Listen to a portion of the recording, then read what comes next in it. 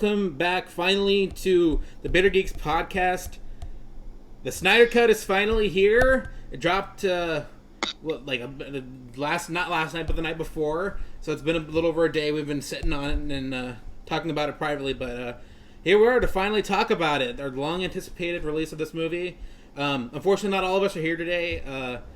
We're going to try to space out these podcast episodes regarding the movie over the course of the next several weeks, months, whatever. So everyone will get a chance to talk about it at some point. But, of course, if you guys have listened to the podcast, you'll recognize everyone here. So we have Danielle, we have Dash, and we have Al here. We have a new member of the podcast that may or may not be joining us later on at some point in the day because she had to go take her dog out on a run, apparently. I don't know for sure.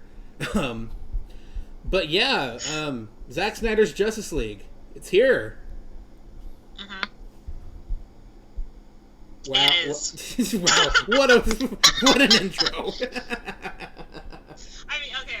So here's the thing. Like, obviously, I'm still running on 8 hours of sleep in like 2.5 days, because mistakes were made when I stayed up. But I do not regret staying up. But yeah, it's cool. It's weird. I'm like in a weird state of I can't believe it happened. I can't believe I've watched it. Same. I have so many things to say. But at the same time, like, kind of respectfully, so very little things to say at the same time, just because you kind of just want to, like, bask in it a little. Yeah. Like, just give it some time to kind of ruminate. Like, the fact that we're talking about it already, I'm just kind of like, oh, okay. Yeah, but, and here's the thing, so, like... It was a good time. Yeah, so real quick, so, for those of you who, like, have been listening to us for any period of time... you guys know that, well, one, we're terrible with getting episodes out regularly. But a big reason why I haven't, or we haven't really done anything as a group since one of the last trailers came out is because I just had a second child. So that's been dominating a lot of my time for the last few weeks. And yeah, so that's been a big thing for me. So I watched this movie, actually, so when I watched it, I was in my living room with my son. I took nighttime duty with my son so my wife can catch up on some sleep. And yeah, it was a really great experience. And it's so weird that like it's finally here and we're talking about it because it always felt like an idea. It never felt like it was really tangible, even with the trailers and everything for me. Yeah.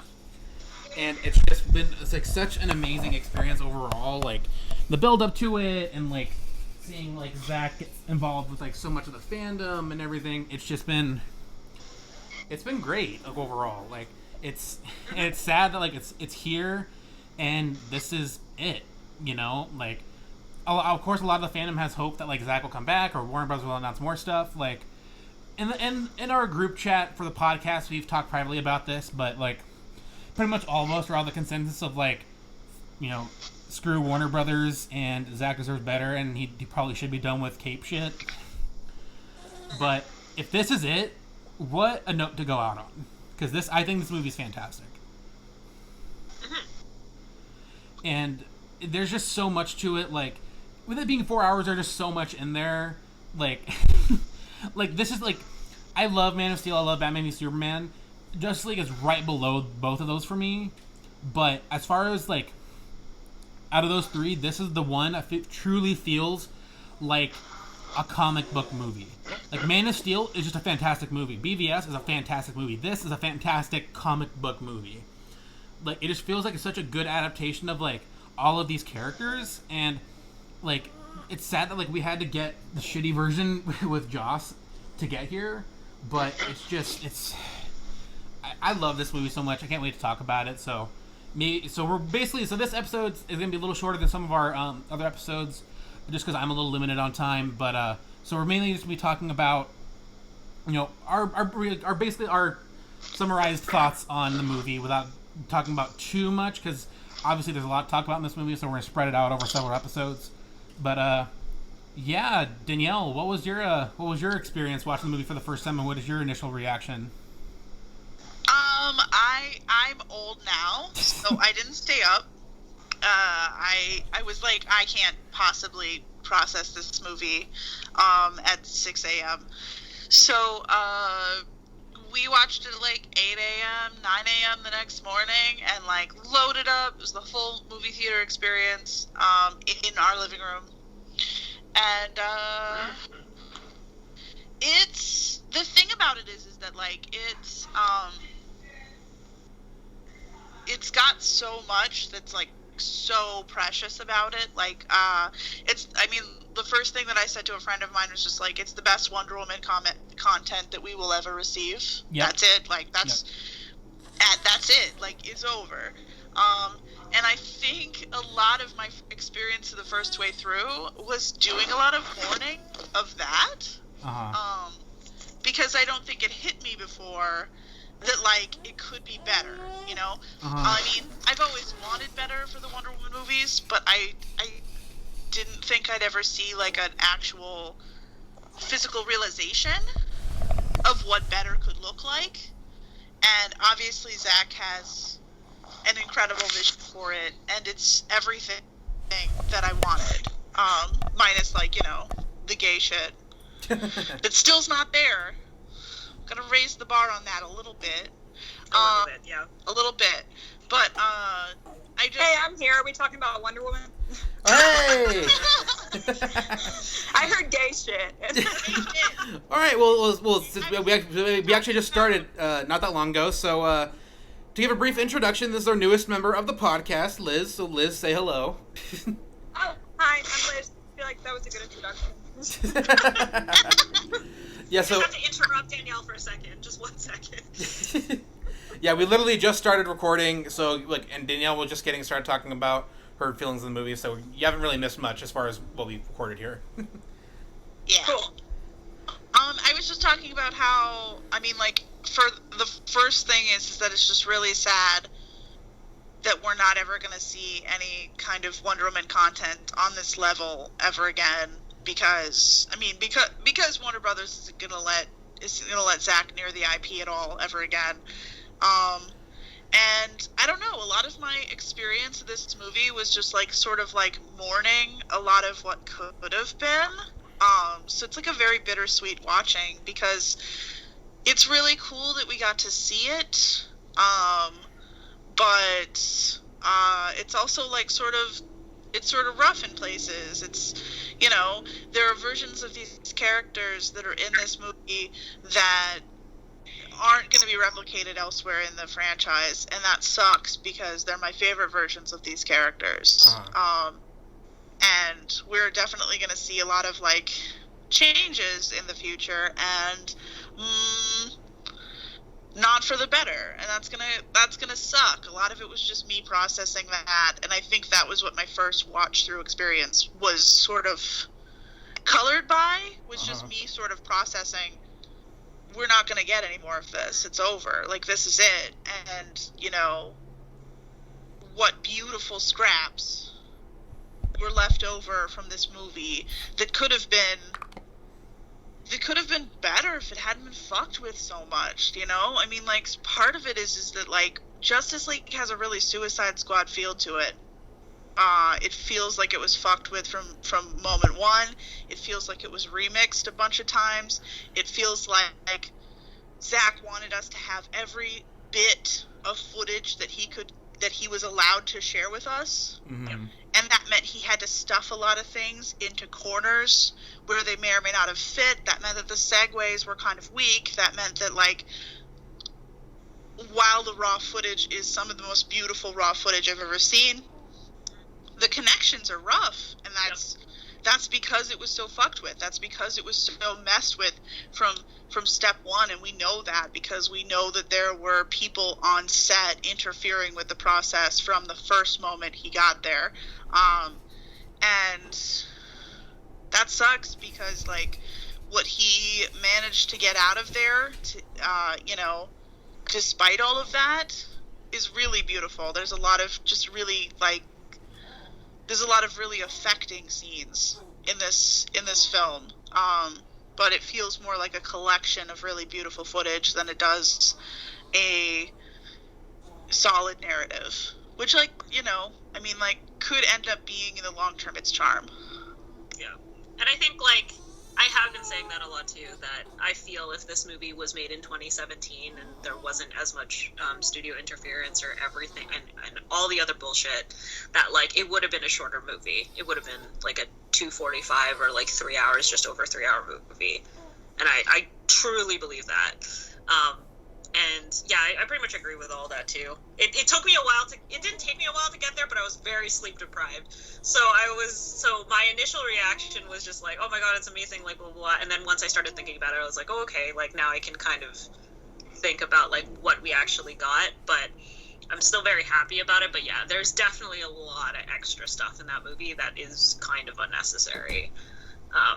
But at the same time, I know why it's in there, so I just like it's this weird place to be in where you're like, if I want to be critical about the movie, you have to remember everything that like brought those parts into the movie. So you're just like, okay, well, I'm not gonna be too overly critical about it.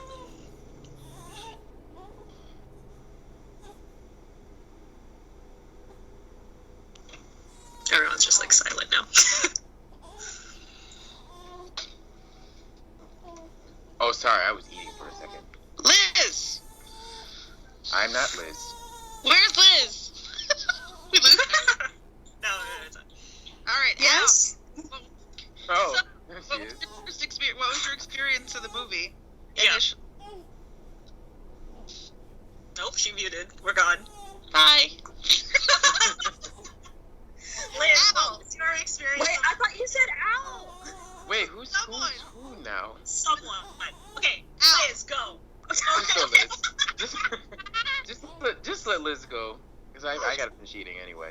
Okay.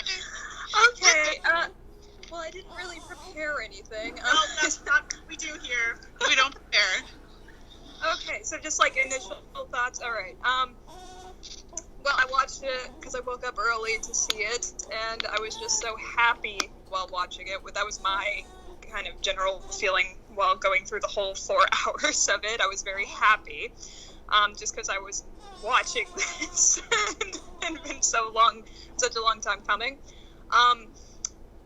I had some things even in my first viewing where I thought, like, I agree with what you guys were saying, that, like, no, that wasn't really necessary, or little things like that, but I also get why they were in there, because I think he just put every single thing he shot in this movie, which I totally get.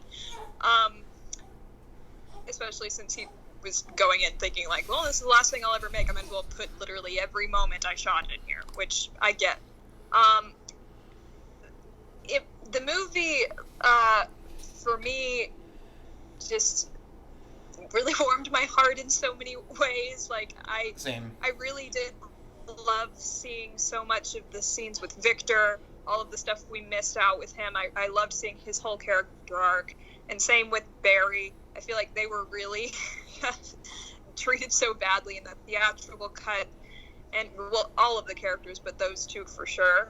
So seeing them and both of them get like their big hero moments at the end, which were like, both of those scenes were, to me, like two of the best scenes in the movie, that I was amazed that they weren't in the theatrical. Mm-hmm. So it was great to see characters that were so shortchanged really get their time to shine. Like, I felt like they really deserved it, especially Ray Fisher, obviously. So it really made me so happy to see that, and there were scenes that made me want to cry, or really cry, because they were just so beautiful. So while there were certainly nitpicks I had about it, overall, like, there was so much joy I got out of the movie that I was just really happy when I finished it. So that was how I felt about it, and I've only watched it once all the way through. Other than that, I've just rewatched my favorite scenes. So those are my feelings. It's controversial, but I'm going to use the F word. I had fun. Yeah. What? I Exactly. had fun. I had tons of fun. Like, I felt bad immediately afterward. I was like, oh, that was fun. Danielle, don't say the F word. Yeah. Oh God, that's such a bad word. But like, no, it was But fun. that's But what it was it fun is. in a way that it. Yeah. Like, I've watched some like movies that like people call fun, and I'm like, yeah, it was kind of funny and entertaining. But this to me was just like really a good time. Like, it was really just a good time to watch. Mm-hmm. Yeah, I completely agree. And like, for me, watching this movie, like, it's that first watch where you're just letting it sink all in, and then like you're just like letting it like get to you, and like you're not thinking too deeply about like things that may or may not bother you quite yet. So like for me personally, like I understand your guys' like gripes or criticisms, like, and we'll talk more about those later on. My only real gripe, and I have the smaller gripes, but probably the biggest one for me is one that like we've known about for a very long time now, and that's the problem with this movie, is that like I wish there was a part of me that like I wish we didn't know everything about this movie before we saw it. Yep. Because like, No, and I understand why. Like we were started. all under the assumption that we were never going to see this movie. So like when Zack was giving us those little tidbits here and there over the years, like I was like totally okay with it, because I'm like, okay, well, you know, this is as good as it's gonna get, so that's okay with me, because this is better than nothing. But We ate up that footage, and as a result, it felt like I'd seen 80% of this film, and that was. I mean, it's not how I would have wanted to see the film. I would have wanted every shot to surprise and awe me, you know? Especially the Barry and Iris scene, if I hadn't seen that beforehand, I would have been so delighted and surprised by the entirety of it. Like, but we saw so much of it already, that we already like knew what was happening. So a lot of it was just like, oh, this scene. I got the little Superman smile that, like, you know, made me cry that one day at the end of the workday. Yeah, and that's the thing that sucks. Like, I still absolutely love the movie. Like, thematically, like, it's not Batman v Superman for me. It's not Man of Steel for me. But at the same time, like, I still think it's a beautiful film. I think what Zack was aiming for, or as much as he could do given the circumstances in 2016, 2017, like, there are things that could be trimmed out of this movie, but overall, I had a really great time, and I'm glad this movie exists. Yes, there are things I would take out here and there, or, like, trim out, but... I'd also like to give it 3 more hours. Yeah, it's just like, it's this weird thing. You know, like, there's parts that I would trim for sure, but more so, I just felt like I wanted more space in this film. I wanted the slow plotting of the last 2 films, which is just sort of like, you had so much space in the scenes. You had so much, like, you know, all the actors had, like, time to build up to an emotion instead of cutting right to the emotion.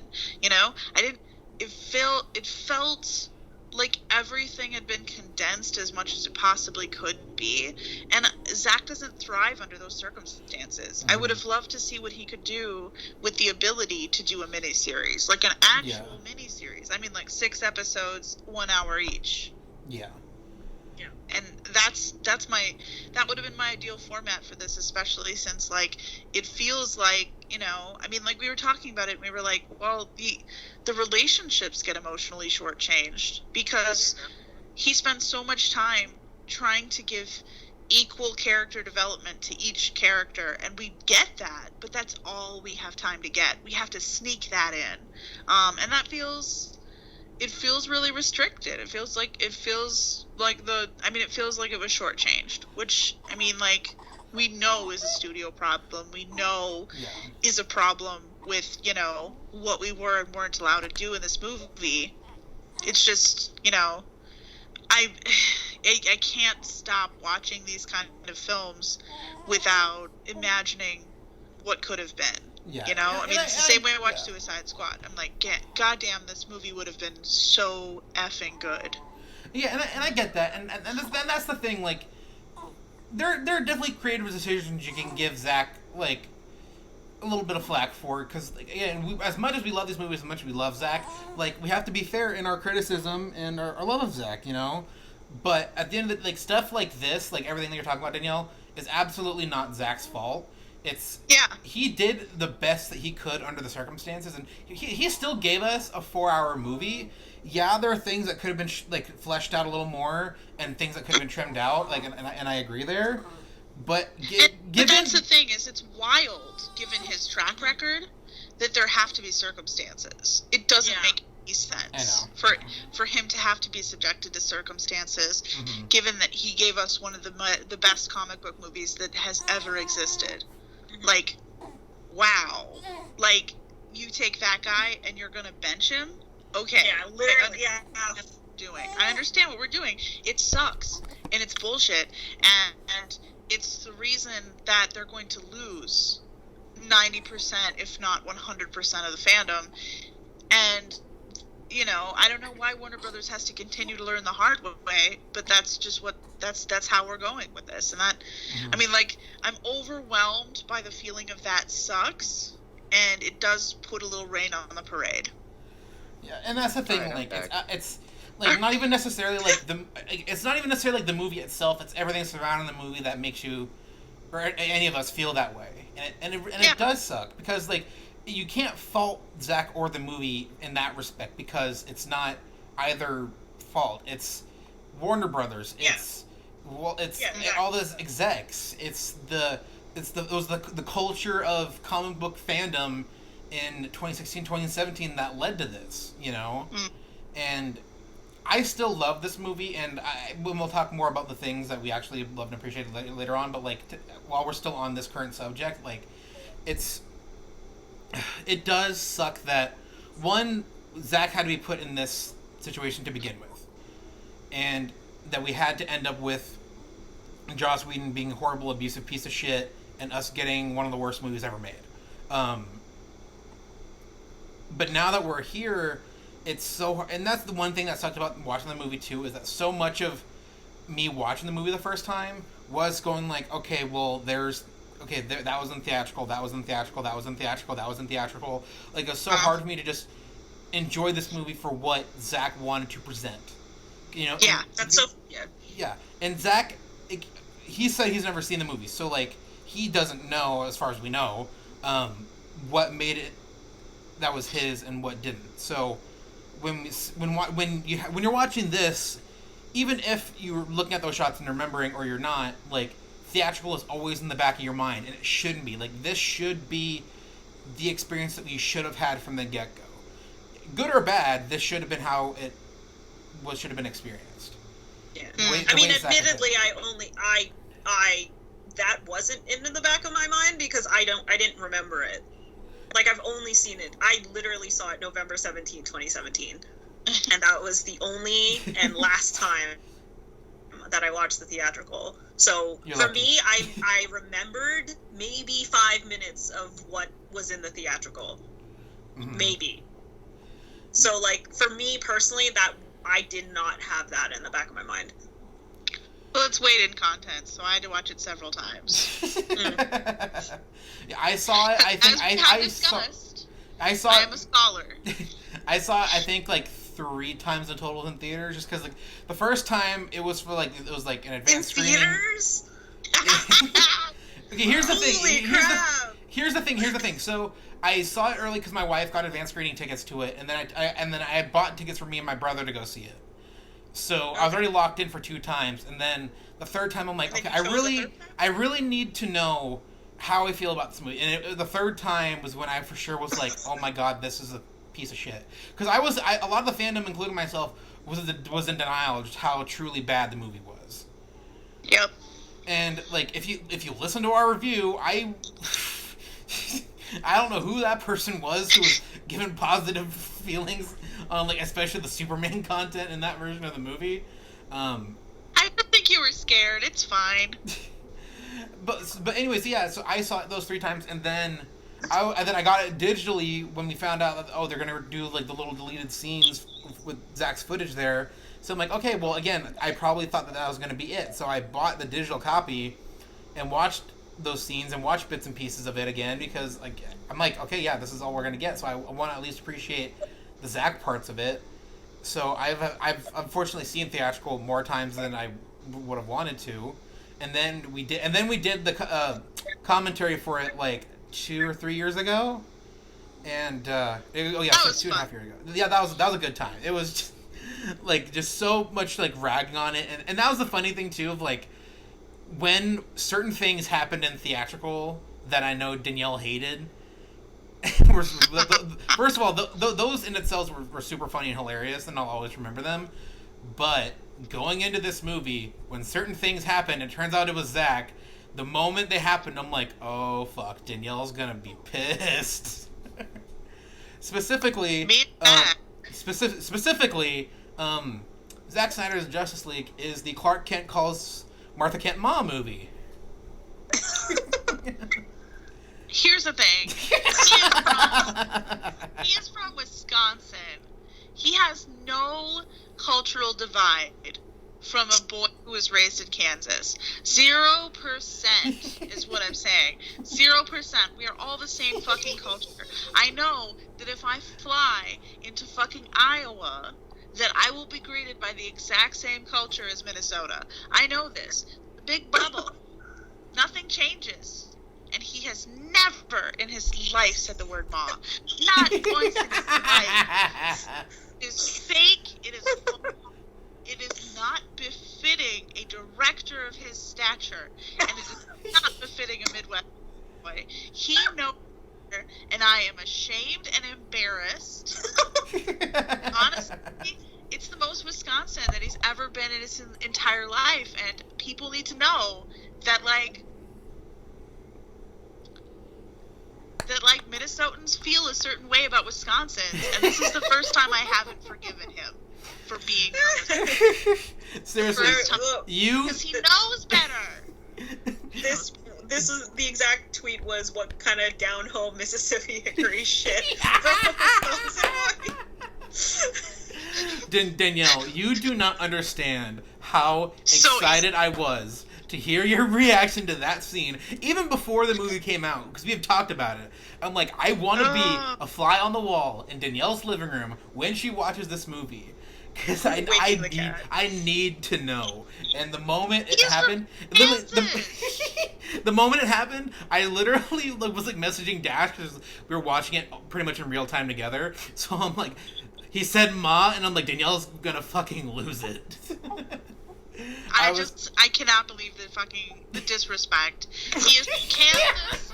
He is not from Mississippi. He is not from He is not from South Carolina. He is from Kansas. He sounds exactly like me. Exactly. And I have never said the word ma in my entire life, and I don't plan to now. And it is not 1940. So he has no. Danielle, it's not 1938. It's not 1940 either. I bet he wasn't even calling them Ma and Pa. They didn't fucking exist in 1938. Thank you very much. They existed for the fucking cereal. I know my shit. It is not 1940. He does not get to call them Ma and Pa anymore. It is over. They are not Ma and Pa. That is Mom and Dad. Jesus Christ. This is so easy. I will say though, so we were actually just talking about this last night in our group chat. So in that scene, because I watched the movie with closed captions on, they have it as him saying "ma" twice in that scene. Because when he's like, "Oh, I need to find out why they brought me back" or whatever, and in the second time he says "mom," and Dash is the one who really pointed that out to me. Because I'm like, "Oh, I remember watching it. It said "ma," but then I go back.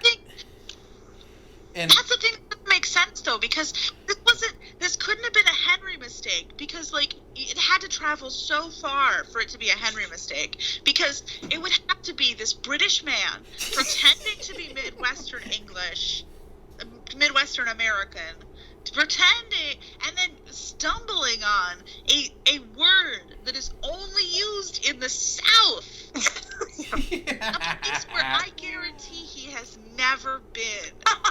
I will say though, American South is a place that Henry Cavill has never frequented. Where the fuck would he get the word ma? Where the fuck? This was calculated. It was a calculated attack on me specifically, and I would like a letter of apology from Zack Snyder. I will say though,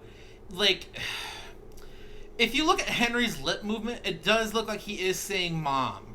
So it's so hard to say, I feel like if you really wanted to hear mom in that scene, you probably could, just because of the way that, the dialogue rolls out in it and the way it's spoken, I told you, it sounds worse because he says me before it. Question here. Me, ma. I have to do I have to attack Terrio? Do I have to attack Snyder? Or do I have to attack the closed caption person? Because I'm not above that. I will find them. Honestly, sometimes captions are wrong.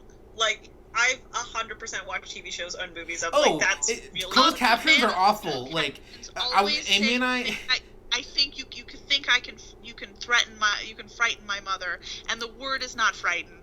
The word is not frighten. It says that every time, and every single time I'm like, nope, it's not frighten. That's a stupid fucking word. It's threaten. So maybe he does say mom. Like, I need to take this to the top authority. I really need to talk to Zach and just get down the chain and figure out. Okay, and here's the thing. There have been people who have reached out to me asking, "Oh, when are you guys going to interview Zach?" It's not up to me. If it was up to me, we would have interviewed Zach so long ago. But unfortunately, Zach doesn't really know we exist. And Artyom, who Zach follows now, Artyom unfortunately isn't here. Artyom has done his very best to almost every post of Artyom's on Vero. He tags me, he posts about the podcast. Artyom tries, and Zach will maybe like the photos. I've heard nothing from Zach's people. I've heard nothing from Zach, Debbie, no one. We are for so much if he's we are literally hold on. We are literally the only podcast on YouTube in our space who have not been invited to speak to Zach. I'm not mad at Zach. I'm not. Oh my god! I just wanted to let you guys know that it's not up to me. Your voice cracked? Yeah, your voice cracked. I'm not mad at Zach. It's okay if you are mad at Zach. It is okay. We're all allowed to be mad at Zach. Every once in a while.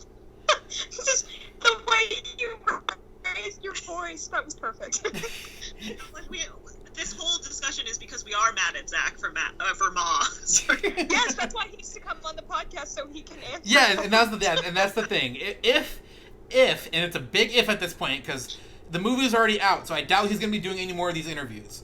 Damn. So if we ever do get the chance to interview Zach, Danielle. Army of the Dead press tour. Danielle, I will reserve that question for you to ask him directly. I have a list of grievances and also one very specific question. That's what I need. I have a list. I think it's like 4 grievances and one very specific question, which every single time I watch Man of Steel, BVS, I yell it at the top of my lungs, and no one answers. What is it? Because it's not About the mountains? about the fucking mountain. Wait, what do you mean about the mountain? I'm so confused. Wait, what do you mean? Don't you think they just thought he was I'm some... so confused. Don't you think they just thought he was some random depressed man who came there to Oh. die? Oh, I thought you meant like... Okay. But under those circumstances, why do they offer to not tell anyone they saw him? Why would that matter? Why would that matter if he's not Superman? And if he is Superman, why do they... They say for 500 American, I didn't see you. I think because they thought that the guy was going to go up to kill himself and they thought they could make a quick buck off of it. That's how I've always read it. But why? Why would it matter? Why? Yeah, like why? Like why? Why, Zach? Explain. That is the number one question. That is the first question that Zach needs to answer. He needs to explain to me what the fuck happened on that mountain. I'm confused. Well, now I'm confused. I never really thought of it this way. Oh my god, I've thought it so much. I've thought it to death. I've thought of it in every direction. I'm always like, when that scene comes up, I'm like, it's fine. Who are they? Who do they think he is? What's happening? Who is this?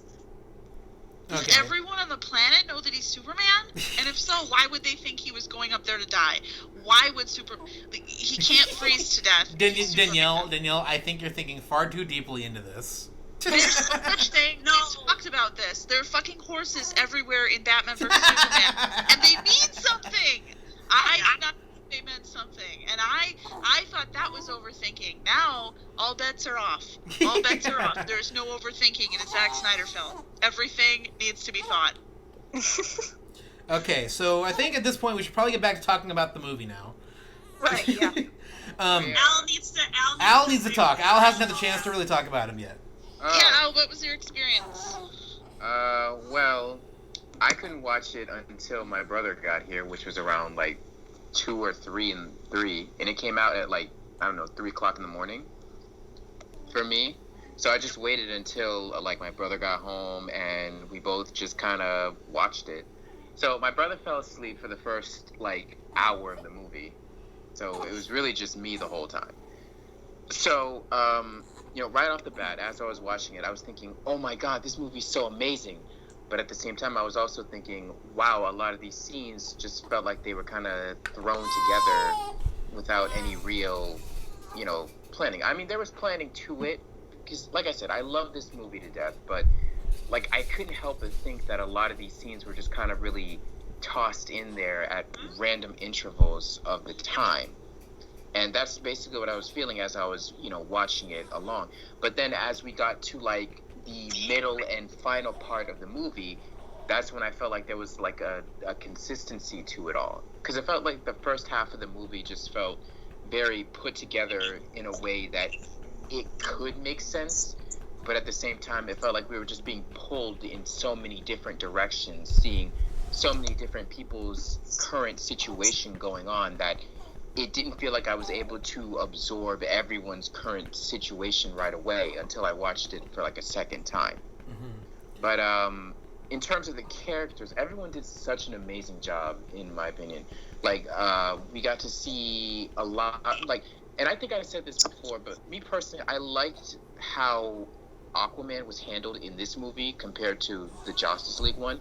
Mm-hmm. Because it felt like he was less of this, like, hateful douchebag and more of this sort of, he was like the big brother of the group, the way his interactions with Diana, and how they both were like from different tribes, but they were able to find some sort of connection between the sayings that both of their people share, and also the way Aquaman cares for Cyborg. He was one of the people who were saying, this isn't a good idea, or we can't expect Victor to do all this after he just lost his father. And I just like that. I definitely loved Ray Fisher's whole arc within this entire movie, especially the arc with the single mother. That was great. That was fantastic. Yeah, that's the arc I think everyone loved about it. And I just liked the way Cyborg's arc went from beginning to end. I wish we could have had a little bit more with him, but I'm definitely satisfied with what we got. We did not have a lot of Superman, and that kind of saddened me a bit. We didn't really have a lot of Superman in this film. I wish we had like a little bit more. Mm-hmm. I don't mind Superman not talking a lot. I think his actions will always speak louder than his words. But it's just the fact that he's not really, like, we feel his presence, we feel his presence when he's not there. Yeah. But I would have liked to have spent a little more time with him, adjusting to being back from the dead, seeing more of how he reacts to everything around him, just seeing more Superman content in general, both him and Lois. Like, more Superman and Lois content would have been a lot nicer. Yeah, I feel the same way walking out of the movie the first time. Like, it's just, it's hard because I hate going in with like set expectations of something if I don't know what's happening. And so I went in thinking, like, I know Superman's coming in the very end. I know we're getting the fight. I know we're getting the reunion at the farm. I thought we were going to get more, and when we didn't, the same thing. Like, I was definitely bummed out. Like, it sucks because, like, I love this Superman so much, and I thought Henry was great. I think Amy Adams is great. So it definitely sucked not seeing more. It's fine. Like, I understand the decision, and I understand why. Because I think the movie is great still. But yeah, it's as a lifelong fan of Superman, it did bum me out. I'm not gonna lie. Yeah, and then where was I? Oh yeah, Superman. So and definitely, I think there were a lot of scenes in this movie that stood out to me the most. One of them being Superman's entrance in the final battle. That was definitely one. Another one was the little banter between Alfred and Diana. That was really Yes. the tea, the controversial mansplaining of the tea. God. Like, that scene was so good. Butler's Butler splaining. Butler Butler splaining. so much more legit. Absolutely. Yeah, it is. And then definitely the Flash scene, like Oh, the that was ending great. Flash scene. Mhm. Ezra was so good in this. Yeah. And as I was watching all these scenes, I was thinking, how do you mess this up?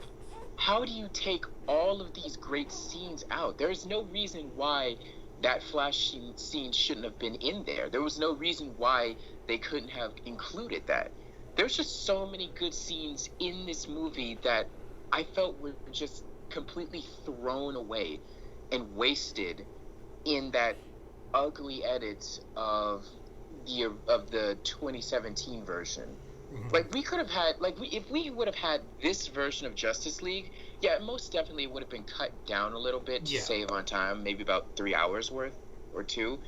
But it boggles my mind how we got what we got instead of what we should I have know. got. It's I think I agree with what you guys were saying before about how, we look at this movie and we're just, pinpointing, oh, this was in that version, oh, this wasn't in that version.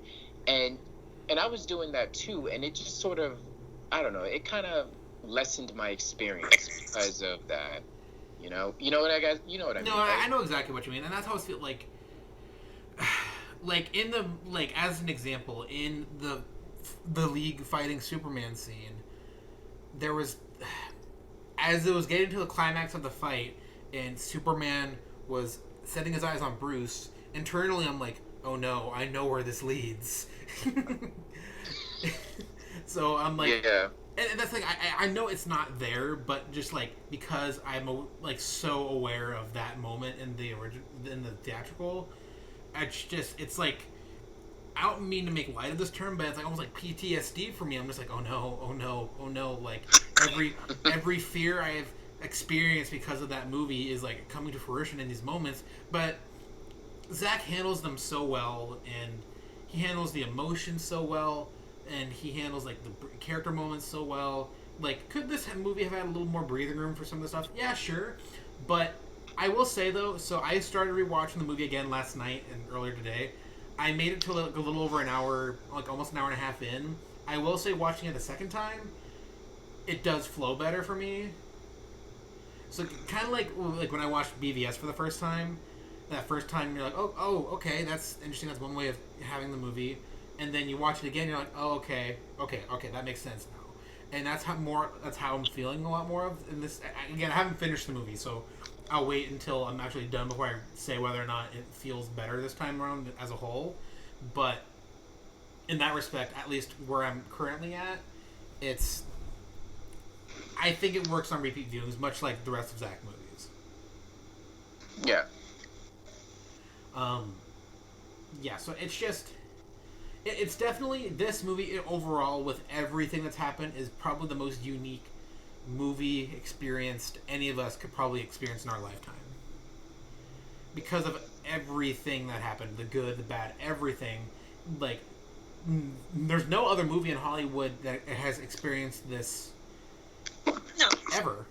Actually, there's one more thing I wanted to say about this. Yeah, go ahead.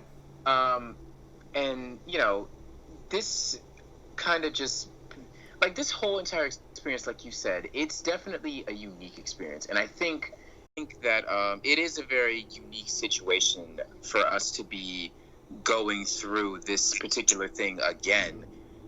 Because I think, like, I don't know if you guys know the whole story with Richard Donner about his version of Superman. But way back when, with like the sequel to Superman 2, back then Richard Donner had his own version of the movie, but at some point WB sort of I don't want to say kicked him out, but they sort of pushed him to the side and essentially hired a completely new director to finish up the movie. And what that new director did was he basically added, more jokes, more humor, more of that whole funny feel that you would see in a Marvel movie, sort of. That sounds so familiar. Yeah, he was brought in to make a lot more funnier things added to it. And, you know, after the movie came out, a lot of people didn't really like it. Some people did, some people didn't. So then Richard Donner had to make his own version of Superman 2, and it was actually called Superman 2, the Richard Donner cut. Yeah, but that's the thing, is that, like, what's unprecedented about this is that we got the Snyder cut on such a condensed timeline. Yeah. What's crazy about it is that, like, I mean, knowing that this is sort of how this stuff goes, where, like, it could be 20 or 30 years before you see that director's cut that changes everything, it's like, that's the thing that's unprecedented about this cut and scary to people about this cut is because it shows that the masses have power, and that if we want to, we can get this kind of content out of a studio. We can demonstrate our need for it. We can demonstrate pay for it, and we can manipulate the system with our dollars, because at the end of the day, we have a lot more dollars than the millionaires who are talking in Warner Brothers' ears about how they don't want anyone to take Superman seriously. We have that pull, and for us to realize that power is extremely scary for the people involved, and I think that's the reason that you see I think that's the reason we see the whole campaign of turning our fandom into some sort of toxic cult. Like, that's absolutely calculated, and it's absolutely a fear response given the power that we demonstrated by getting this cut seen. Yeah. And again, like, WB has already done this once. Yeah. And the director won. And for them to look at this whole thing and being like, and to still to this day being like, the theatrical version of Justice League is canon. Like, someone's gonna. I mean, it's just because, like, Warner Brothers happens to be the studio that owns DC Comics and owns, like, the IP and everything, but it's like, this is like what I've been saying. I'm like, this is what they want Superman to be. It hasn't changed. Zack wanted to change that, or dared to, like, try and change it, like, the perception of what we should, like, how we should perceive Superman, and the reaction was literally like, but we don't want that. So, like, it's not like you'd it's not the sense of, like, you'd think Warner Brothers would learn from, like, the first time around with Superman 2. It's not about, like, learning from that experience. It's like, but they don't want Superman to be that way. Like, they want Superman to be a certain way. That's why this happened again, essentially. Yeah. Like, which is ironic, because, Richard Donner wanted Superman to be a lot more, like, taken seriously in Superman 2, which I found funny, because, like, wow, like, history repeats itself. Yeah, if you read any of the background on the Donner film, the word that he has posted up all around his office while he's making that film is verisimilitude.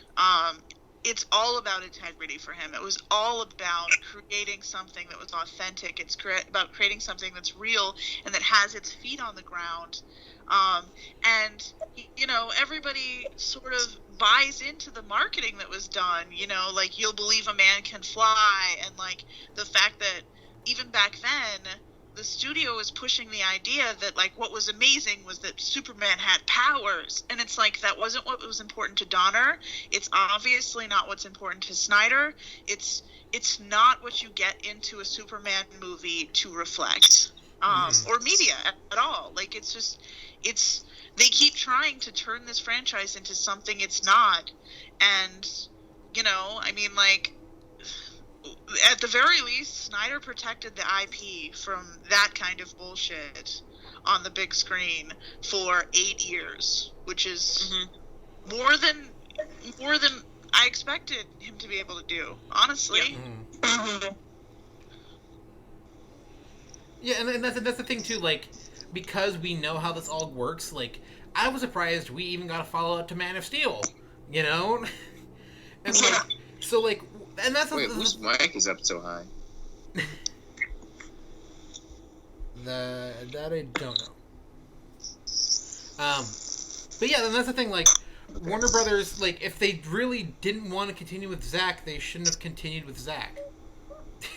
Like, if Man of Steel was it, at that point I'm like, okay, yeah, this is the rinse and repeat formula for Warner Brothers. Anytime we have something relatively good, that it's a one and done, because Warner Brothers gets greedy, and they think they know what the audience wants, and they don't, and then it goes to shit. And then, so we don't get a one and done. So if Warner Brothers really, truly hated Zack Snyder and hated what he was doing, we shouldn't have gotten Batman v Superman. We shouldn't have gotten where we are now. But That's the thing. Yeah. Is that, like, no, but with any other director, it would have been. I mean, like, you can see it actually with the Nolan films. Those Nolan films were fucked with to hell, for sure. Yeah. And you can see them stepping in and being like, no, we know what works. Even though Batman, Batman Begins is a great movie. Like, Batman Begins made shitloads of money and was exactly what they wanted it to be, and they took the success of that and they said, okay, all right, now make this movie. And, it's a testament, honestly, to the fact that Snyder and Nolan are very, very talented, that they worked under those conditions and they made it work. But that's the thing, is that, like, we know that BVS was a make-it-work movie. We know that he wanted a Superman sequel, and they said, no, you have to shove Batman in there. Yep. And he said, okay, fine, I'll find a way to make it work. And then he did, against all odds. Mm-hmm. But, like, he was only going to be able to do that for so long, and for whatever reason, Warner Brothers, I mean, I say for whatever reason, but we all have our ideas about what the reasons were. Warner Brothers was getting more and more and more hostile toward his process, and I don't know that you can make the movie that he needed to make under those conditions. I mean, like, when you heard from Terrio in the first days of writing that script, he was melting. His brain was exploding. He was asked to do something enormous, and he was doing research, and he was doing background info, and he was reading comics, but he was also studying physics and shit. He was clearly trying to figure out how we wanted mother boxes to work. Like, it was all so grounded, and you need a really safe space to do something amazing like that, and that we know the movie wasn't a safe space. Yeah. From beginning to end. From day. Mm-hmm. And that's the thing, like, we're here, and that's the thing, like, we're here to talk and review this movie, but there's so much terrible baggage that comes with it because of Warner Brothers, because of the execs, and it's so unbelievably unfair to Zack and his family that they had to go through any of this, and then to lose Autumn in the midst of all this, and then still get blamed for all of the mess by Warner Brothers. They slapped his name on theatrical and called it a day, and they didn't care. And I mean, this is like amongst all the other reasons too, but like you covered quite a bit of it. I'm like, this is why I don't want more DC films from Zack. Like, I want them in theory, but like, I would never want him to work with Warner Brothers ever again. And that's Restore the the Snyderverse is a very beautiful idea until you realize that Warner Brothers has these IPs until the end of time, or until copyright law. They have these IPs, they have them locked down, and anyone who wants to do anything with these IPs has to work with this toxic studio, and under the current circumstances, that's just not an option that I think that is healthy for anyone who was involved in that situation. Bridges have been burned. A regime change needs to happen before we can get anything positive out of this studio, and they've made it really clear they have no plans to regime change. And that's the thing, like with everything with Ray Fisher and Walter Hamada and everything, Warner Brothers literally renewed their contract with Hamada in the middle of all this, saying like, well, Ray Fisher, fuck you. Or, well, Zack Snyder, fuck you. Like, oh, you want this movie to be a success? Oh, we're gonna leak it online, or we're gonna leak all the trailers online. Oops, accidentally plays a Tom and Jerry. Oops, that was an accident. No. It's farcical at this level. Like, it's just ridiculous. Like, they've clearly chosen a side. They've clearly chosen the wrong side. Clearly chosen the wrong side of history. We know that this will play out. We know this will play out in a way that, you know, makes them look like shit later down the road. Mm-hmm. And the most we can do is archive as much of this material as possible so that we can actually tell the history accurately. Mm-hmm. Because that's my only concern, honestly, at this point. I'm not convinced that we're going to get any more justice, but I do think that we have the power to be the people who tell the actual story of what happened, mm-hmm. and make sure that that's the dominant narrative. Yeah, and that's the thing. Enough like, of us. We're never gonna win the war, but we did win this important battle for Zack and his family. And if this is it, at the end of the day, if we're gonna win any battles, I'm glad that this was it. Agreed. And and that's the thing. You can feel however you want to feel about the movie. That's totally okay, totally valid. But at the end of the day, I am so grateful that this movie now exists the way that Zack wanted it. Whether you love it or hate it, this is what him and his family and everyone involved who worked on it and had passion for it and cared about it deserved. Well, and I said this right before we watched it. I sat down and the girlfriend looks over at me and she goes like, are you excited? Are you okay? What's going on? And I was like, you know what? Like, it doesn't really matter what this movie is like. It doesn't really matter. It's not really about me. Yep. This is for Zack. We've already, you know, like, this experience of me sitting down and watching his movie, that's for Zack. That's something for Zack.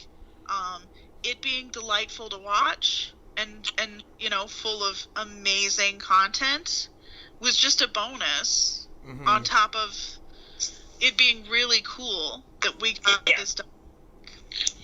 Yeah, agreed.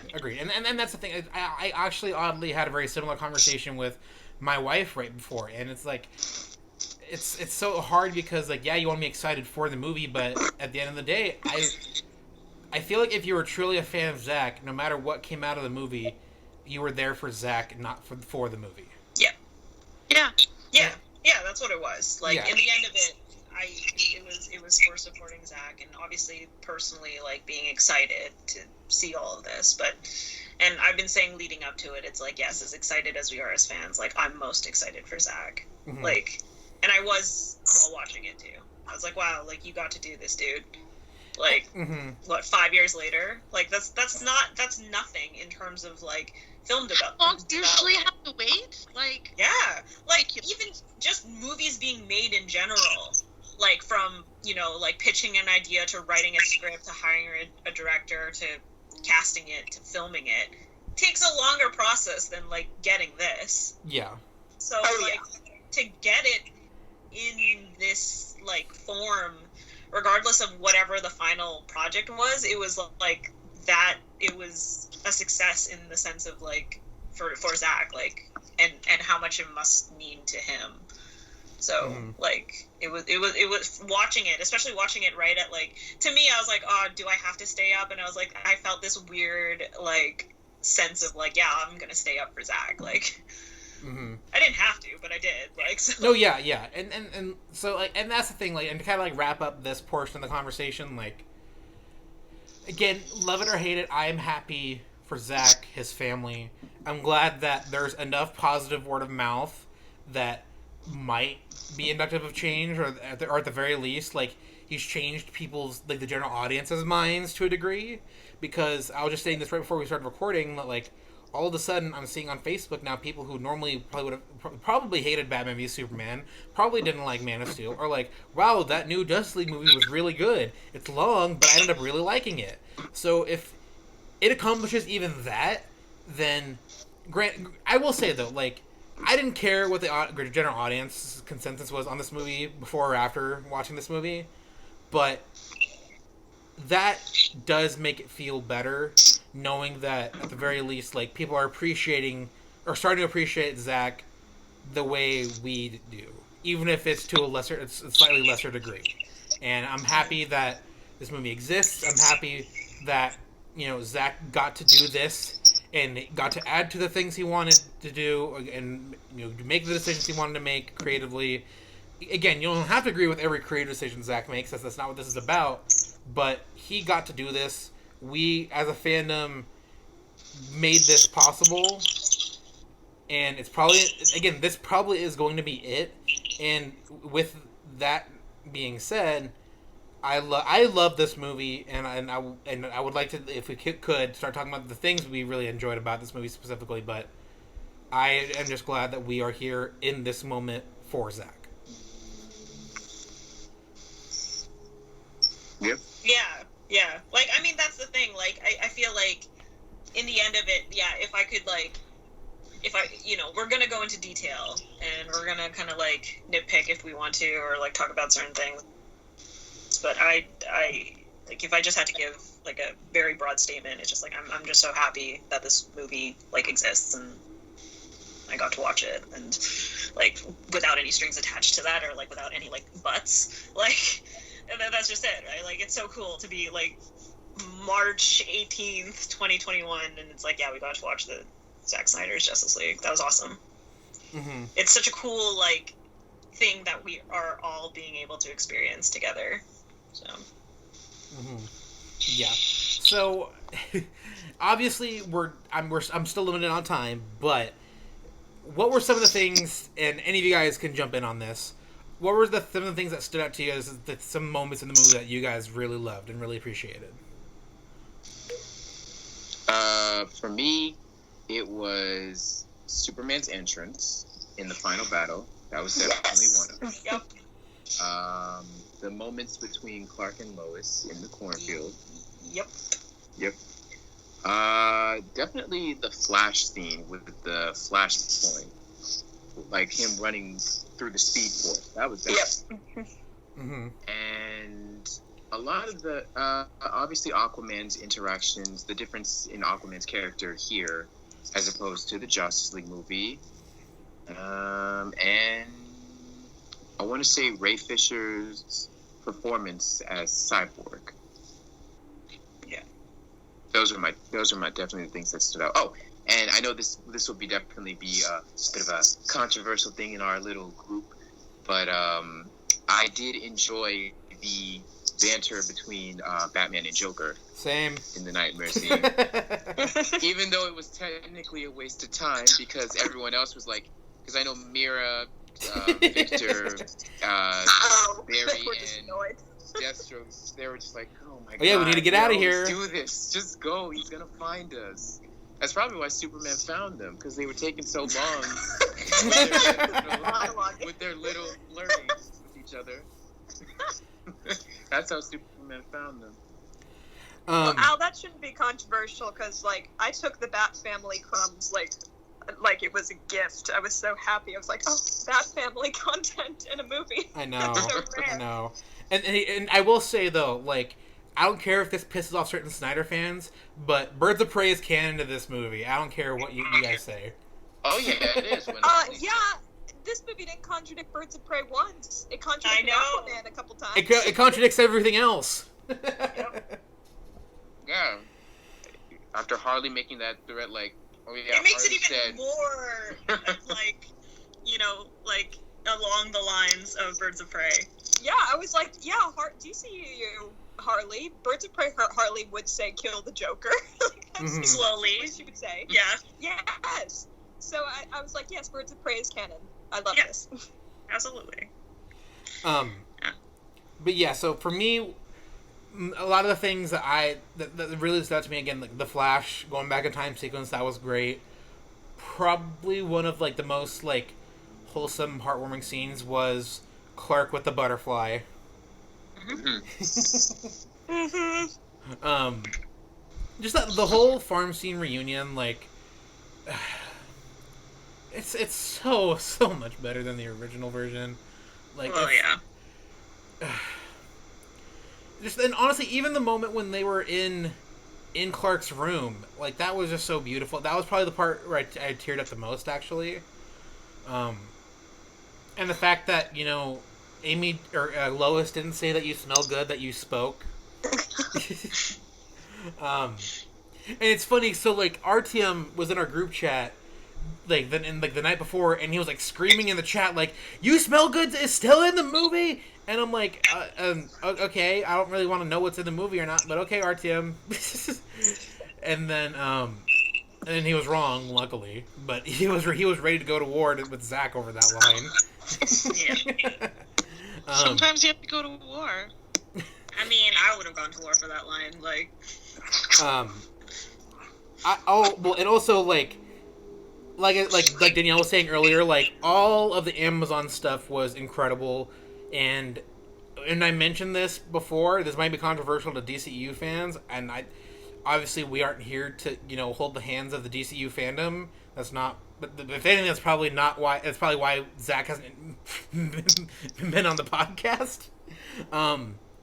But this wasn't his intention, and he would never admit this because I don't think obviously he doesn't mean it this way. But these Amazons and this Wonder Woman and Diana story is such a big middle finger to Patty's ideology of what she thinks Diana and Wonder Woman should be. The power of love. I think that may have been the greatest moment of this entire movie. I think that makes me really petty, and I don't care. I just, like, literally, he said that line, and me and my girlfriend looked at each other like we'd just been given a present. Like, we both were like, "Oh my god, a toy surprise!" Like, wait, which line? The power of love line. Yeah, he makes a joke about saving the world with the power of love. Oh, yeah. Oh, yeah, I remember that. And we hate the end of Wonder Woman 1. So, like, this household hates the final act of Wonder Woman 1.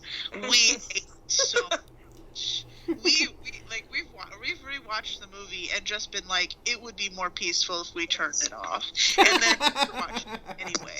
Like, we hate it. We hate it. Like, that was much vindication, and it felt very personal. But every single scrap of Diana footage, every single move she makes, every single thing she does, with the exception of screaming Kal-El at the top of her lungs. She says Kal-El 3 times in this movie. It makes sense. It makes sense to me. It makes sense to me. I don't care. Is perfect, and everything I wanted, and everything I'd always dreamed of when I thought maybe there'll be a Wonder Woman movie. It's literally more than I could have ever hoped for, and I know that it's the best Wonder Woman footage we're going to get in my lifetime, and that is worth everything. That is everything. The Amazons have such purpose in this movie, and it's the fact that Zack really thought, why and for what purpose would the Amazons be warriors? What is the purpose of their warriorness? Not just like, oh, hot chicks with axes. It was like, really, what is the purpose of Amazons doing all of this fighting and training and weapon making and becoming these elite warriors if it's not used to protect the planet? And we apply that so liberally. We apply that in a way that makes you feel like they're on our team. Like, there's just like something so affirming about that, something so empowering about that. Like, Amazons are really real to Zack, and I think that is everything. I think that we see domestic Amazons. I cannot believe that Patty has made 2 entire movies and never had any domestic Amazons. That's crazy. Every time we visit Themyscira, everything is beautiful, everything is lush, all of the costuming is perfect, all of the styling is perfect, every line in those scenes is perfect. Every single note It's a perfect Wonder Woman symphony, and everything that she does outside of it is so textured and rich and full of character for Diana and full of longing for her homeland that is such a better motivating influence than anything else we could come up with. Like, all of these other, like motives. I mean, the one other fucking motive.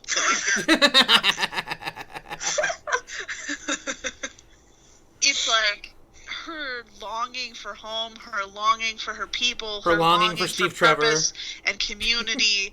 All of that is just like so much richer and so much more respectful of the character and understands her on a level that I don't think that Warner Brothers would ever allow us to have, because it's such a feminist ethos. It's so feminist at its core, and you can't get around that. You can't get around the feminism of Wonder Woman, and like it's so gratifying. It was my main crying point every time Diana was being Diana on screen. I was weeping because it was just like, it's everything. It's everything that I dreamed of when I was sitting around thinking, oh my God, we greenlit a Wonder Woman movie. What a miracle!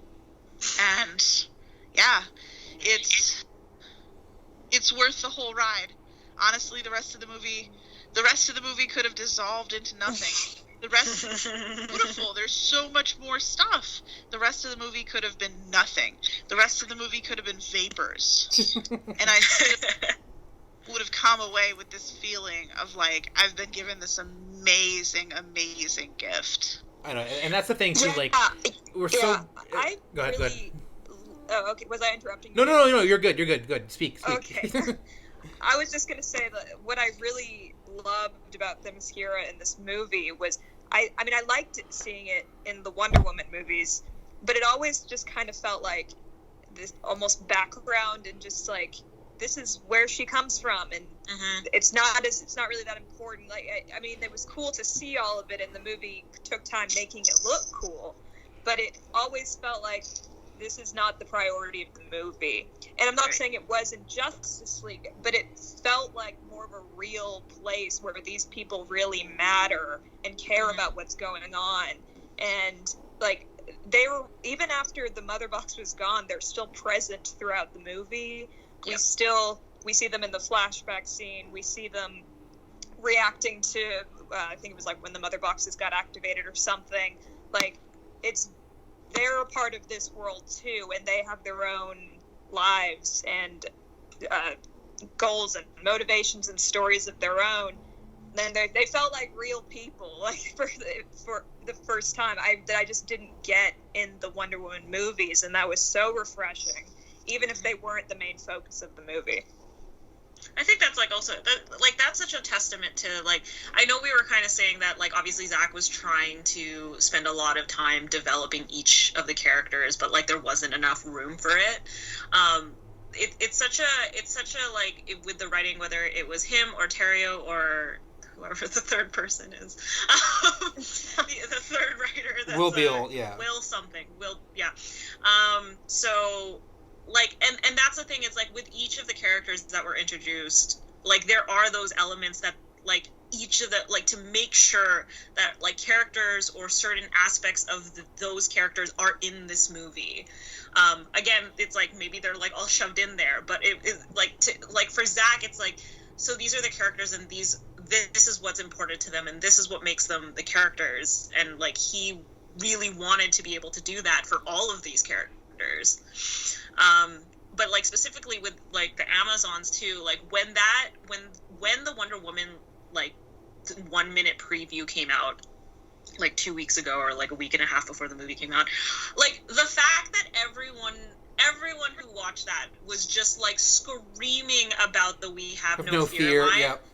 because you knew, you were like, you heard it, you didn't even see it, you heard it in that mini trailer thing, and you were like, finally, like, and that's how like obvious it was that like it was the Amazon and Diana content was going to be handled in a way that when you watched it, you're going to be very, very happy about it. The fact that every single person, when they heard that line, was like, holy shit. Honestly, that's honestly one of the best, like, fuck yeah moments in a movie I've ever experienced. Like, it's a great moment. It's the adrenaline of it, like, everything you could possibly want to experience from, like, a movie that excites you and makes you just feel, like, amped. Like, that moment, in every movie I've ever seen in my entire life, I don't know if I've ever been more, like, jazzed up, amped than I have been hearing the "We Have No Fear" line. Every time I watch that scene, I just, like, get so full of adrenaline, like, I want to, like, punch a wall or something. Like, it's just so odd and respectful, and I think only a true history geek can really tell a story that way, because I think that Zack looks at that. I mean, I wish, honestly, my ultimate version of this film actually doesn't flow from the Superman death moment. It flows from the history lesson, because that's really a great connective tissue, and I think it's where we get these ideas about all of these civilizations, and I think that Zack is so well positioned with his perspective to sort of give the respect to those civilizations that they seem to earn in that history lesson. Yep. Like, you know, I mean, like, the Atlanteans are a totally different thing because they're not, like, actually, like, artifacts of their own. But, like, the Amazons, it's like half that crew was there. Yep. Like, you have to be odd, and if you're not odd, you're not doing it right. And that's the thing. That line was about awe. That line was like, fucking hell, like you believe them. Yep. Yeah, you know? Exactly. It's not a brag. It's not a bluff. It's fear died one day. Yeah. You know, we're so old that fear has passed the fuck away. And that's one thing I want to point out too, as you bring up, like, how many people he brought in for that scene with the flashbacks and everything. Like, I didn't realize in Justice League just how whitewashed that crowd was. And Zack made the effort to show, like, not just the white men tribes of man in that scene too. You know, so, like, it's just wild. Like, it takes a special effort to just, like, pair more non-white faces out of a film. Like, it's just it was so methodical. Like, it was like they were just sculpting them out. Like, everywhere I looked, I was just like, oh my god, what would be the purpose of cutting this character? Oh my god, I know exactly what the purpose was. That's just, it's so on the nose. Like, and anyone who's watching these two versions and not seeing the devastating difference, just really needs a wake-up. Yeah, like, even seeing just, like, Ryan Choi, his character, Adam. He was a great character. This is such a fun character, and I was like, this is like prime spin-off movie material every time he's on screen. And there's so much footage of him. Yeah, so much. He had one scene. I was like, he'll have one scene with, like, one line. Yep. And he'll just and that's the thing, like Zack was like so literally and Zack was talking recently in an interview, like, he was saying, like, oh yeah, like, I wanted to have, like, set up, like, I pitched to Warner Brothers for him to have his own movie, like, based in China with a Chinese cast. I'm like, Zack, your mind, like, for him to, like, to use his position to at least push for a truly Asian hero with Asian like, he was Chinese with appropriate cast members in those roles. Like, he was pushing for that, and when the movie ends, and when, like, he's included in, like, one of the last character montages, because, you know, obviously if you know comics, you know that he becomes the Atom, but and you're just watching, you're like, that dude's gonna be a fucking member of the Justice League.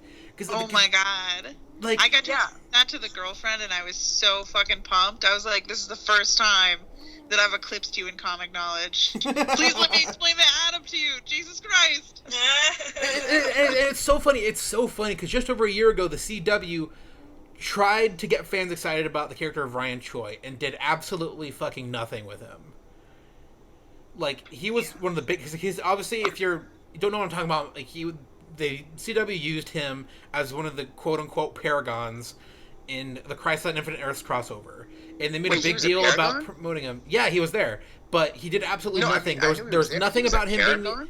Yeah, he was a paragon of humanity. Literally just, like, inserted him. I'm I didn't even realize that. Oh yeah, they did. Because he was like he was the human one, right? Yeah. He literally did nothing, Yeah, and look, and the character and the actor have not been seen since, and they booted Brandon Routh and his wife off of Legends, so everyone was like, oh, now they're gonna bring in Ryan Choi. Nope.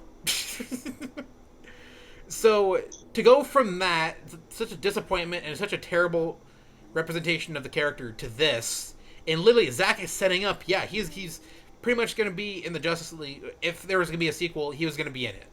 You know, so you're like, I'm like so excited for this dude. Like, he was so likable, and like Zack didn't like force the actor to have like an American accent or anything. He let him keep his accent. Like, it's just like the bar is so low for these movies sometimes that when stuff like this happens, I'm like, oh my god, that's fucking fantastic.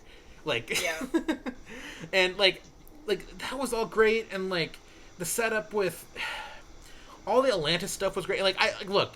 Here's the thing with Atlantis and how this movie pretty much contradicts everything about James Wan's Aquaman.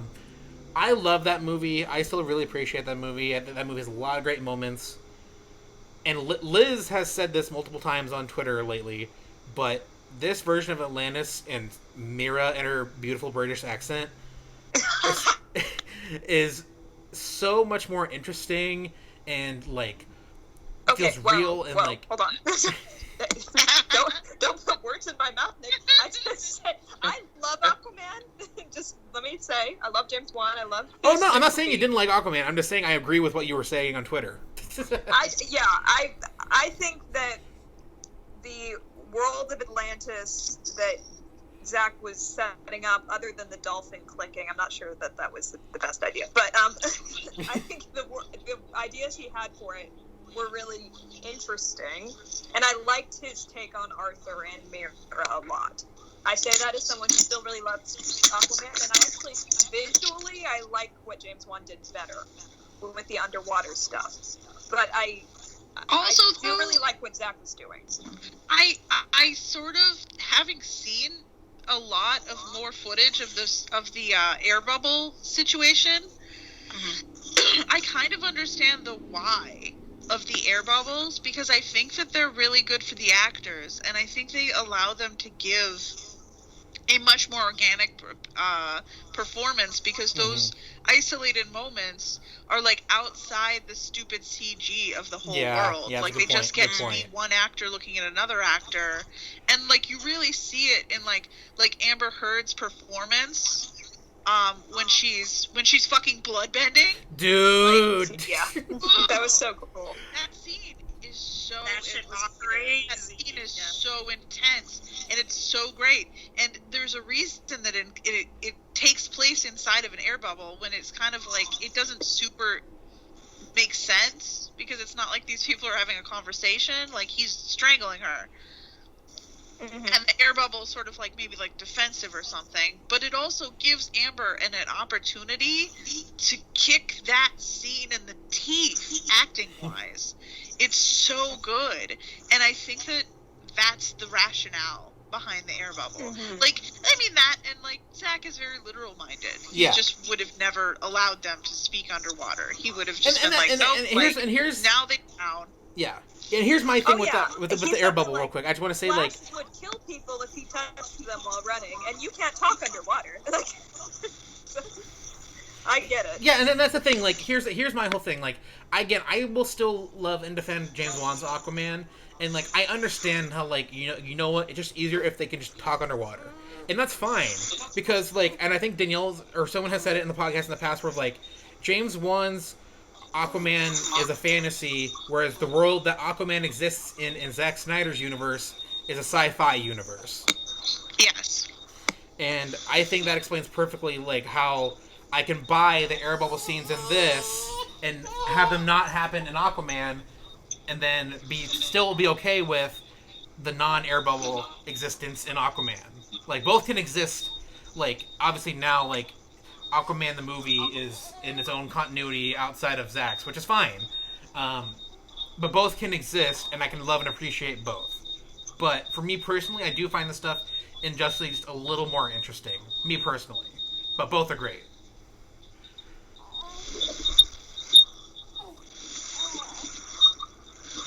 Yeah. Yeah. Like, on that note, Yeah. I mean, again, this movie like really showed. It's not in a negative way, but it just shows the inconsistencies, like in terms of where Warner Brothers is going, and it kind of just like circles back to what Danielle was saying, that it is really sad that we're not going to get like these versions and like the amazing, like what the potential of what can like come off of this Justice League movie, whether it's with the Amazon or any other characters, and it's kind of like, oh man. And it's just like, that's the thing, is it's like, I'm not like, every time I say that or like have that opinion, I'm not trying to be like Zack Snyder's the only person that like Zack Snyder. But you're allowed to have Clearly preferences. do it, but it's just kind of like, when it's always like Zack's versions that are doing it, you're kind of just like, well, is Zack the only one who can do this? But not that that's true. It's just it's sad that like people aren't daring to do it, I guess. Mm-hmm.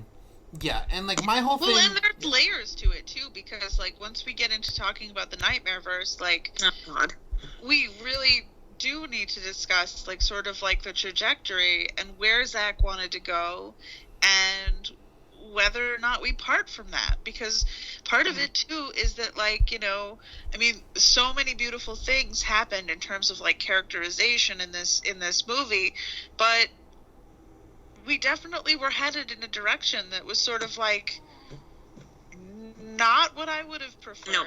Yeah, And exactly. Yeah. that's another level to it. Like it's really sad, I think, that that it seems like nobody really wants to have the backbone to take a note from what's happening in this movie, because I think a lot of what's happening in this movie is really strong on the base of it. But like at the same time, like, you know, I mean, like, there's nightmare content that I'm just I'm not interested, you know? Screw the nightmare. Fuck the nightmare. Like, honestly, like, and I think, I mean, I have very specific criticisms and very specific rationales for that, for not caring for that content. And it is a really, I mean, as far as like my philosophy, like my actual philosophy goes, it's a place where we part.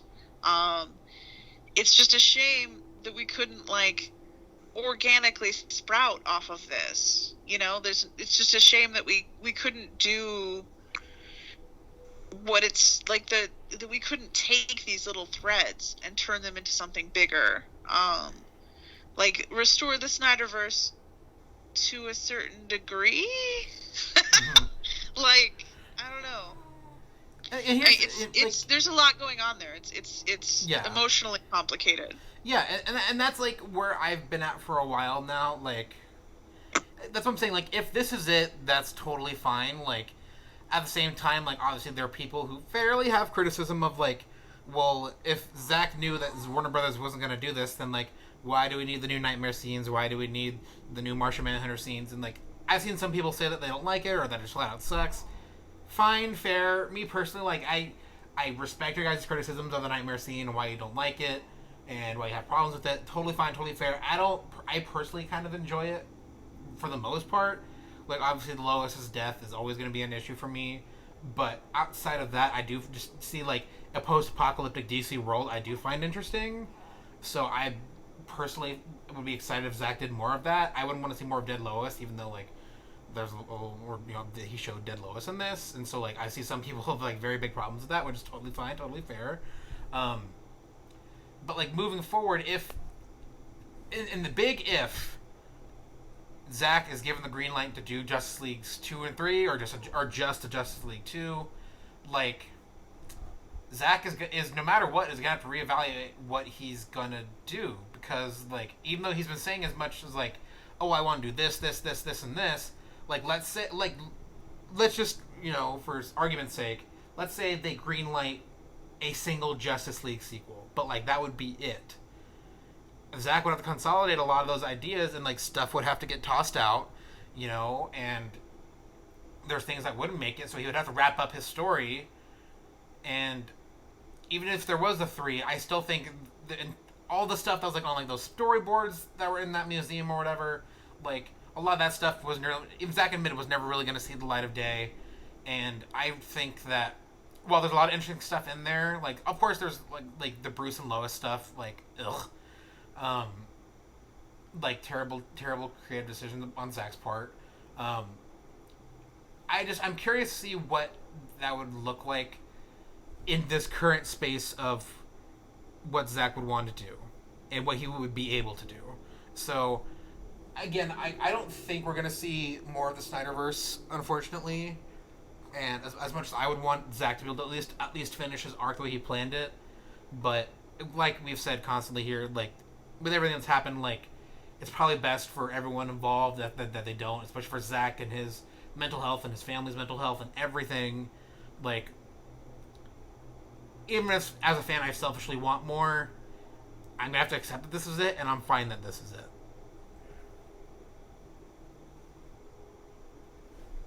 The reason I don't think we're going to get more Justice League is because Zack has gone around talking about what the plot would be.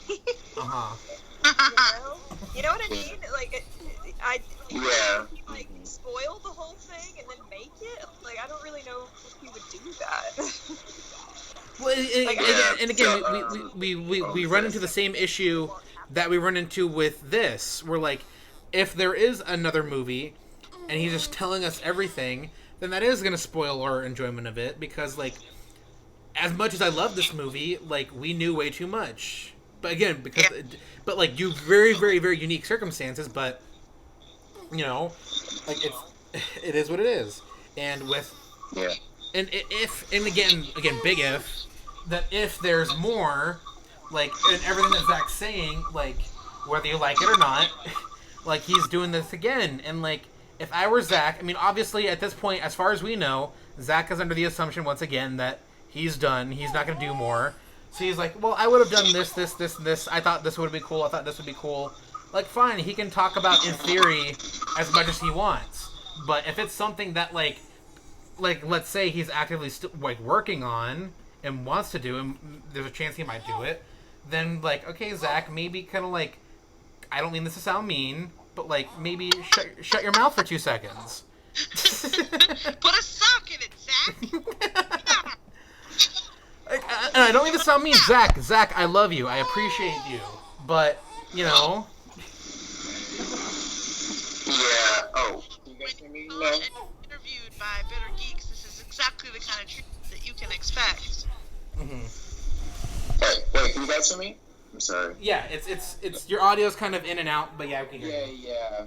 I think it's because I'm close to another thing. I'm sorry, but I'm just gonna say one last thing, and then I might have to go because my computer and stuff's been acting up. But Okay, I just want to say this last. I think while it is most likely us not getting any more DC content from Zack Snyder, I think I'm perfectly satisfied with what we do have. You know, I'm satisfied that we had Man of Steel. You know, the Superman movie that really got back into Superman. I'm glad we had BVS, which had such a unique sort of spin on the comic book genre. And I'm glad we had Justice League, which was sort of like the cap off to the other two movies. And though it's not complete, it's unfinished, and though there's definitely room for more, I am glad that we were able to have not only the trilogy that we have, but also help Zack Snyder to get to the point where he can have his final, you know, send off to the movie that he always wanted to make but never got the chance to. And I know a lot of people will have their opinions on it. A lot of people say, "Oh, this shouldn't be continuing on because this movie kind of sucks," blah blah blah. And yeah, I mean, it probably won't continue on, but one thing people can't take away is the fact that it's there and it exists, and we made it happen. So regardless of that, I'm just glad that we got to the point that we are right now, because back in 2017 I didn't even get here, but here we are. Yeah, well said, Al. Yeah, I gotta go. So I will see you guys in the group chat. Hopefully my stuff works better then. But thanks for being here, Al. It was nice chatting with you. Bye. Yeah, so, like, whether or not there's a future for these films, like, just reiterating everything I've been saying here. Just like I'm glad we're here in this moment to experience Zack Snyder's Justice League, and I'm fine with this being it. Mm-hmm. And yeah, because there's still so much in this to talk about, and that we can continue to talk about. You know, like this movie alone is giving us, you know, content to talk about in this podcast for the next, 5 years. Love it or hate it. Yeah, and part of the reason, like, I loved this movie. I'm so happy we have it. And if we got more DC projects from Zack, I would happily consume them. But I'm also, like, I feel like I'm tugging Zack towards these other projects that he's talked about. I'm like, no, Zack, don't go back to DC. These other movies that you're talking about sound so cool. Do those movies, because I feel like I'm, trying to step back from DC a little bit after everything. So I'm like, make these other movies for me. Mm-hmm. No, seriously, I'm very interested in what his future projects would be. Obviously, Army of the Dead is like 2 months away or whatever. Woo! It is. So that's really exciting. And again, like you were saying, Liz, like if Zack were to make another DC film, like I would definitely watch it. But it's just more like I would watch Zack films anyway. So yeah. I think we definitely take for granted as a fandom that we've been in that it's not just that like the Justice League set was an abusive situation, and that what happened to Ray was awful, and that what happened to Zack was awful, but that also to a certain degree we've been in kind of an abusive relationship with Warner Brothers for the last 8 years. Mm-hmm. And everybody is damaged by that, and everybody is going to disentangle themselves differently and at different rates, and I totally respect that. But I think that for a lot of people in the fandom, the best thing to do is to cut that tie. Yeah. Oh yeah. For the near future, to try, because the best thing that you can do is get some distance from this and really find out if it's healthy or not, because some of it has not been. A lot of it has not been. The way that we have been treated by everyone, by other people in the fandom, by people who, by Warner Brothers as a whole. My colored hair feminists on Twitter. Real what? By the colored hair feminists or pseudo feminists on Twitter. Yes. by white feminist Twitter. The way that we've been treated has been really, really detrimental, and I think that space from that is going to be really good for everybody, and is going to help everybody sort of see whether or not it's something that really that we really want. Yeah. Because continuing that relationship is a choice, and it's a choice that might be hurting people more than I think they know that it is. And that's a very good point. And that's like we in our space of like Twitter and the fandom and stuff, like we've been talking about this constantly, and no one else really has been. But like for me personally, like, and I thank Liz for this, like I latched onto like the Lord of the Rings films. So like once the hype dies down for Zack Snyder's Justice League, like I'm pretty much stepping away from DCU fandom, Twitter, and pretty much DCU fandom as a whole, outside of you guys and outside of our little corner, because it's just like you said, it's toxic, like on so many different levels, like from the studio side. I can introduce you to toxicity in Lord of the Rings. No, I know, but I'm just saying, like as an example of me finding my exit, But like literally, I think there's a difference between toxicity in a fandom and actually having, like, actually wanting to participate in a fandom space that actively doesn't want you there, and that is what we have been dealing with Warner Brothers for the last 8 years, and I think it's really detrimental to everyone. I think it's been really, really hard for people in ways that I don't think that they fully understand yet. Yeah. And I just think that, like, Dash and I are also going to sell you a new corner of real estate in the fandom. If you would like to flee to the X-Files corner, that is where we will be taking up residence. Okay, Nick, I just want to know, like, what is your beef with X-Files? No, it's not. here's the thing. Like, anything that's more than, like, a couple of seasons of TV for me, like, like right now, it's just hard for me to keep my interest. Like, like Danielle, like, convinced me to kind of, like, rewatch Star Trek The Next Generation, and I was enjoying it, and then I got halfway through, and then I'm like, yeah, I'm loving this. I need a break, and that's a show that I love. And so, like, right now, it's just hard for me to find... Obviously, you guys know how hard it is for me to find something new to love and appreciate. But... And I'm not saying I won't love... I'm not going into, like, this about how I feel like with Twilight or anything. Like, there's a very good chance I would love and enjoy X-Files. But as of right now, I just don't know if I have the energy for that much of a deep dive. At this point in time. Maybe here in a couple months, once things have calmed down. But just as of, like this current moment, not yet. I'm not saying no. And to be clear, for you and all the people who I am currently trying to recruit, which is like, everybody. 3 people listen. But for all of those people, this is not a situation where we expect you to shotgun 9 years of television in an afternoon. This is it. Literally, the first episode will give you so much to talk about with us that it does not even matter the speed at which you go through this. I am saying this as someone for whom X-Files is pretty much my home fandom. This is where I was born. This is where I was raised. I know way too much about the effing syndicate. I know everything. You can do this, like...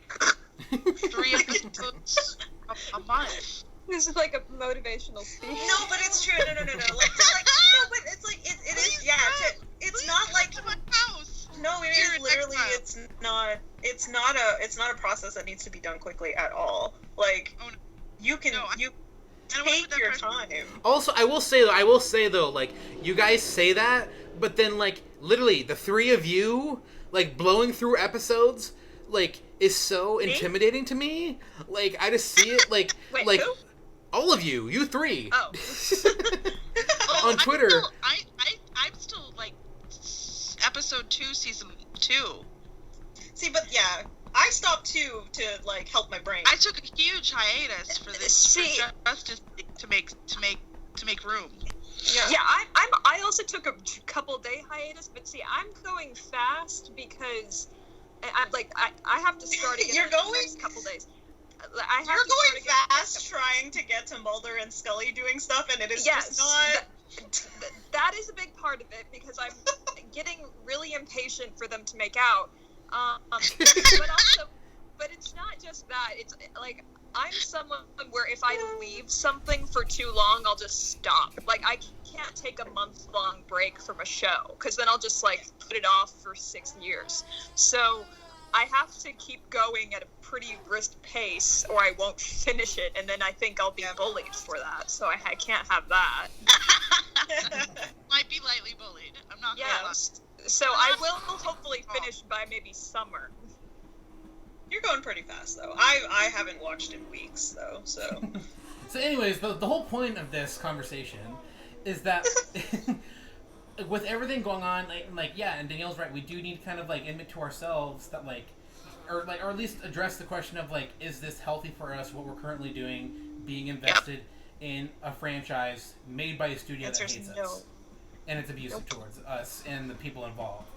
And it's a good question, and that's why, like, I brought up me, like, watching Lord of the Rings, or discovering Lord of the Rings because of Liz as an example, because, like, once the hype dies down for Justice League, like, I'm kind of leaving fandom space as a general. Like, I'll still enjoy things, but I just, for my own mental health, it's become... Well, and we're a space for that. That's the reason we're not DC Films Podcast anymore. That's the reason that we're... Oh, you finally got it right, yay! Like... What? You finally got the name of our old podcast right, yay! Oh man, I was so nervous while I was saying it. I was like, I'm getting it wrong. No, I that's the reason we're Bitter Geeks. We're a safe place for that. Like, we, everybody here likes a little bit of everything. And that's the way I think we approach it, Yeah. And I do a Lord of the Rings episode. And that's the thing, like, I'm glad, like, we're all here as friends. We're not here all, like, simply because we're DC fans. Yeah. I mean, otherwise, I feel like in the next couple months we'd be trying to close up, and nobody wants that. Yeah. Mm-hmm. No, I just got here. Yeah, exactly. There's there's so much content out there to like. I mean, I like obviously these first couple episodes have mainly been DC, which makes sense. It's kind of been leading up to like the Snyder Cut and everything. Yeah. So but look, now we're like closing that chapter, which is totally fine. And then like obviously we're still going to be talking about Zack Snyder's Justice League. There's so much to talk about, but like it's an open forum for a bunch of stuff that we want to do. Exactly. And we want to talk about. So that's super exciting too. Like to be able to like whether it's gonna be like Lord of the Rings or X-Files or like whatever. I have some ideas. I didn't say X-Files. I said no, but you said I'm kidding. I'm kidding. that you're not in. I'm kidding. And also, Nick, we do. Force us to, we will exclude you. And also, we do need to do a redo of the Twilight rewatch because we tried doing it recently, but I just couldn't do it because Danielle took forever and a leg to get on to watch with us. And by the time she could, I literally had to go. Well, now that people have weekend availability, that's way more doable. Yeah. One moment. Anyway, main point that we're not going anywhere, and we're gonna be a space for all sorts of stuff. Yeah. And maybe it's a little bit more well balanced that way, and maybe that's something that the folks listening could use. Given that we've been through so much, we've all been through hell the last 8 years. It's been rough. Yeah. It really has been. I know, I'm not saying we're gonna end the podcast here yet, but before we delve too far into different subjects, I do want to kind of wrap up our thoughts here as far as our overall consensus of the movie. So, if you guys could maybe give yourself a rating of the movie and or overall just kind of sum up your thoughts as an overall, what do you guys think? Well, I put it ahead of Batman v Superman. I really did love it, and I think for me it was just so emotionally satisfying to watch it. Plus, I love a somber movie. I love Batman v Superman. I'm always going to watch it, but it was kind of nice that it didn't end with Superman dying. It was a lot. It started with it. Yeah, it did start with that, but it was nice to have that great monologue from Silas Stone at the end, and just kind of this really warm feeling in my chest, and just a lot of really great character moments. So it really just made me happy. So I don't put it ahead of Man of Steel because I love Man of Steel and I think it's basically perfect. And also just in general, I'll almost never put a team movie ahead of a solo movie. I just prefer solo movies. Fair.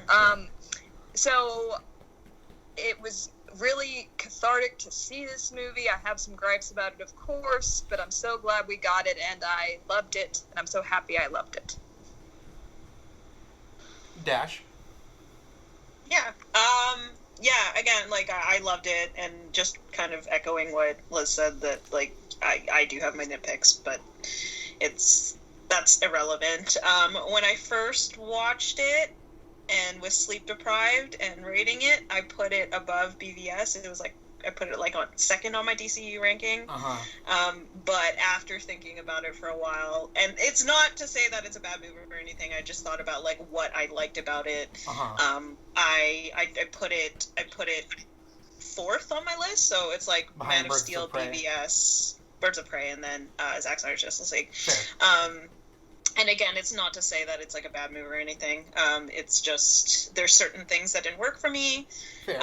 But I still loved it, and you know what? I'll probably grow more fond of it as I continue to rewatch it.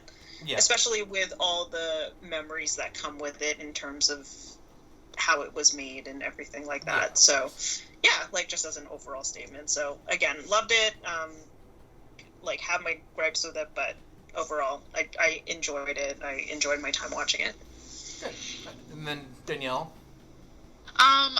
There are parts of it that I feel like if I could like snip those parts out and like put them in the ranking, they'd be like just behind or just in front of BVS, like number 2 or number 3 on my ranking.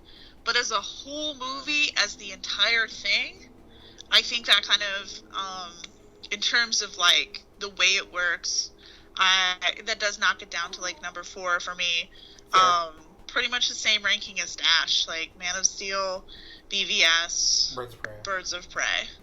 Birds of Prey's just an incredibly solid brick of a movie, just like an incredible. No, yeah, and that's the thing. And like, I don't think Justice League stood a chance against that movie. It's a super honored place. Yeah. In that, like, those are 4 movies I love. Yeah, exactly. So, and here's so like mine. Yeah. Here's so like seeing people rank this movie so high. Like, obviously we all think of things differently, and like people seeing it, having it so high, perfectly fine. Like, I can understand that. Me personally, like, Man of Steel and Batman v Superman to me mean so much to me, and we've had years to like talk about it and like digest it and like really grasp onto the things we love about those movies. So my ranking might change in the future, but as of right now, like, my ranking goes Batman v Superman, Man of Steel, Justice League, or Zack Snyder Justice League, and then Birds of Prey. And those 4 are like absolutely fantastic experiences, and I will always love and defend those movies. Like that 4, or that group of 4 movies, like, that could be my DCEU, and I would be perfectly fine if it was just that. Agreed. And they don't contradict each other. Exactly. Those 4. Exactly. They really, yeah. I've always felt like Birds of Prey just fit perfectly into that universe. Yep. Mm-hmm. Birds of Prey is fantastic, and I know like we've had like a couple of podcast episodes where we had our commentary or just talked about it as a subject, but like Birds of Prey is seriously just one of the best movies I've seen in a long time. It's so a heavy good. hitter. I mean, like, technically, it's so close to perfect, and I mean, like, emotionally, it just really hits all of the places that it's supposed to hit. And, like, as far as, I mean, like, to stretch it out even to, like, the point of, like, representation, no film has done better. Yep. In this genre. That's crazy. I mean, it's from behind sad, the camera to in front of the camera. Also crazy. Yeah, and that's the thing. So, like, no matter where, like, Justice League ends up falling in, like, 3-4 months or even a year from now, like, at the very least, we all love and appreciate this movie. Like, don't think that, like, just because we've spent time talking about certain things that we didn't like or whatever, or, like, any of us individually didn't like, I think we all walked out of it having a really good experience overall, or a really great experience overall. And it's not like we're viewing this like, oh, like, it's nothing but problems from us. Like, no, like, this is the first of many episodes on this movie, so we'll spend time talking about the things we loved in greater detail. But well, and I think that too, taking that stuff apart and really trying to figure out why certain parts of this movie maybe didn't work as well for us is also a gesture of love. Because we're being fair to it. Because we are super invested in these films. We are super invested in this film, and I want it to be the best version it possibly can be. Yeah. And sometimes that means that my brain scrambles it a little bit, and it's like, hey, what if we move this here? Mm-hmm. Yeah. And that's totally fine, totally fair. Like, that's not, like, a knock on Zach or a knock on any of the rest of us. So, like, it's totally fine. And, like, and at the end of the day, like, this movie is so important for Zach's family, for the cast and crew, for us in the fandom, who have been truly fighting for Zach and his family since day one. Not for the people who are just here to say F you to Warner Brothers, or to say, like, oh, F you to anyone else. Like, there's obviously is definitely a big toxic subset of the DCU fandom. Like, obviously. And those people can go to hell, frankly. Because I've seen so much terrible behavior from them, so much misogyny, so much, like, F you to anything that's other than Zach, like, and like, especially to Kathy Ann and Birds of Prey. Like, come on. I mean, it's weak. They just want to fight. Yeah. And we're not here principally to fight. Like, fighting is something that was thrust upon this fandom. And that's the thing, is that, like, when we were back, I mean, like, you and I always call back to 2013 because, like, we have nostalgia about, like, 2013 Tumblr, DCU fandom, and, like, the 20 of us that were good. A time we had. Those people have been, we've been transformed from that. Like, that was just an expression of love, and it always comes from love. But, like, we've definitely been made to fight. The people who are here to fight, they're not one of us, Yeah. The people who came here just to fight, I'm not interested. Yeah. Like, if I have to fight Warner Brothers, if I have to fight white feminists, if I have to fight some random fuck on the internet every day for the rest of my life, y'all know I will do it because I am a fighty bitch. But it's not the reason I'm here. And I think that's the difference. I'm not here to fight. I will. Don't fucking tell me. But it's not what I'm here for. And if that's what you're here for, like, we're not the same. And that's the whole thing. And that's why we're such good friends. Because you'll fight the battles that I never will.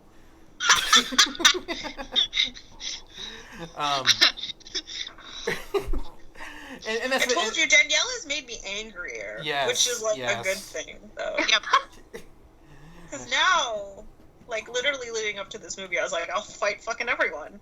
Like, oh, it's been beautiful. It feels like 2013 again.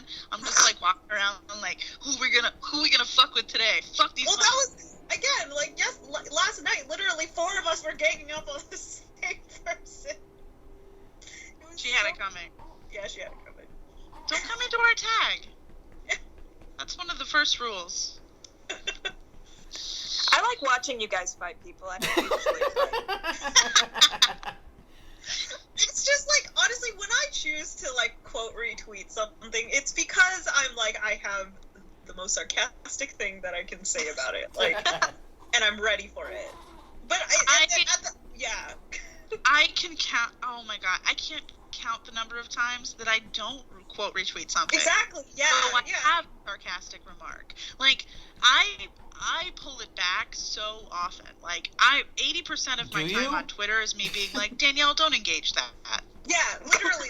But every now and again, I'm like, feeling feisty today. Yeah, like, it's gotta happen. And that's the thing, and that's so much of, like, I personally, I used to be that. I used to, like, get so heated by these idiots on the internet. And you get so worked up, though. You take it real personal. Exactly, and that's the thing. Like, I've talked about it, like, not to get too personal, but, like, I've talked about that in therapy, where I'm just like, why am I letting these people who are just there to be trolls or just there to be dicks and assholes, like, why am I letting them get to me over cape shit?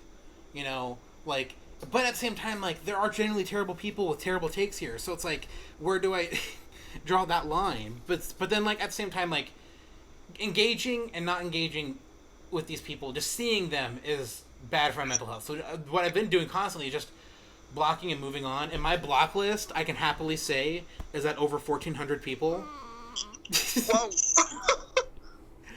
When you look it on the computer, does it give you a number? Because, like, my mobile app will never tell me, and I always want to. So actually, that's why there's I found a site you can go on and put in your URL, and it'll tell you how many people have blocked you and how many people you have blocked. That's exciting. I want to know my block number. I just want to see what celebrities have blocked Danielle. Thank you. That's exciting. Actually, I will say, though, like, I don't know how it is for Android, but on Tumblr Mobile, when I go to content preferences and I go to blocked accounts, my exact number as of this moment is 1,465. Okay. I have blocked. It's probably an Android problem then, because on mobile it doesn't tell me how many people I blocked, no matter how hard I ask. Like, and once again, why Apple is superior. But that's a discussion for another day. That's a different podcast episode. That's not even Bitter Geeks. That's just bitterness. Yeah, that's just bitter in general. Wow. But yeah, so, like,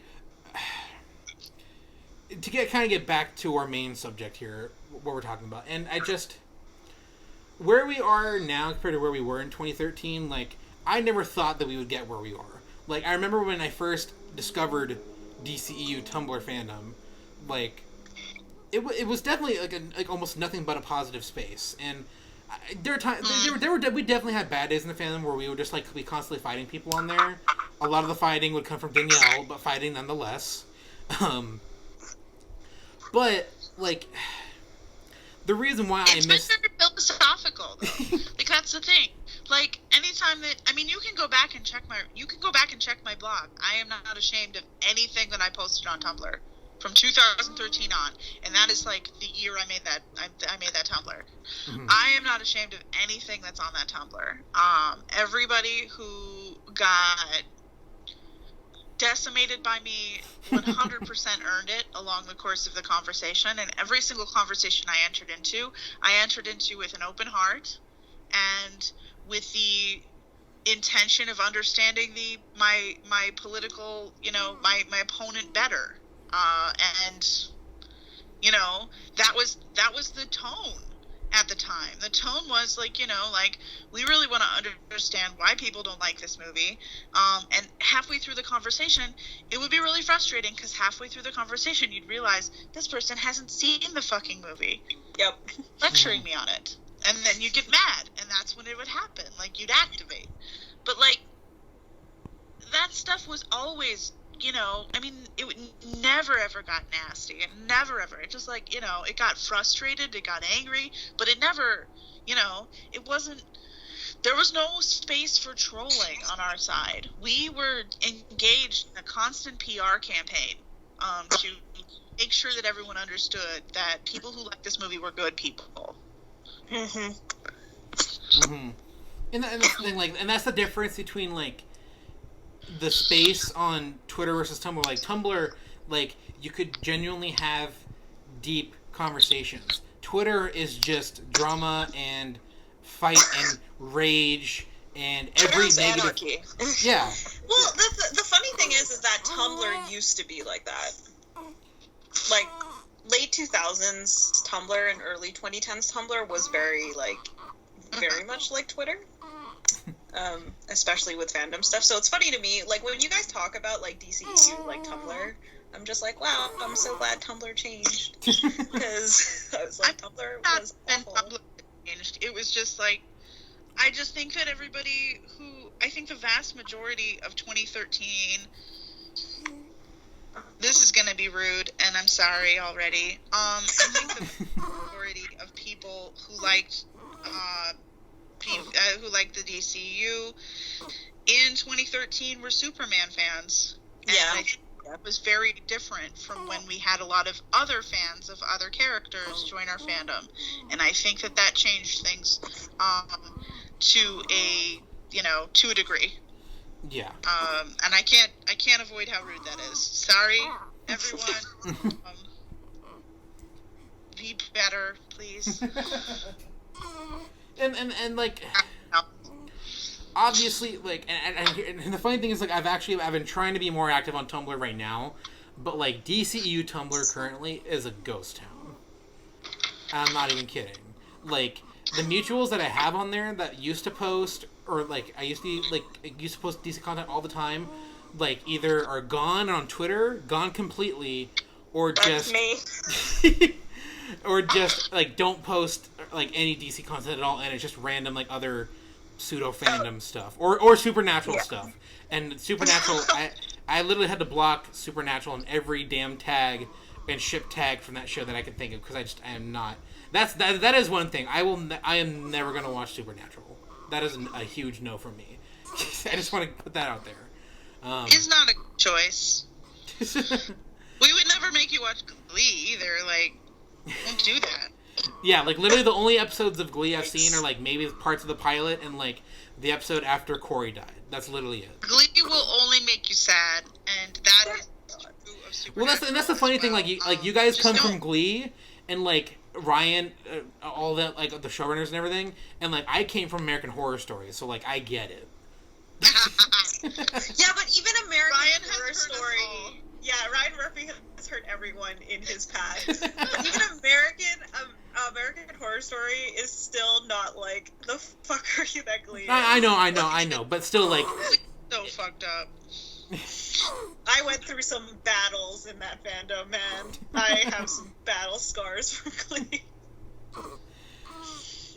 Yeah, and once again, if we're having any new listeners here who don't listen to us regularly, and you're wondering why we're talking about this is our bread and butter, guys. I'm sorry. What? This like the way we diverge here, like.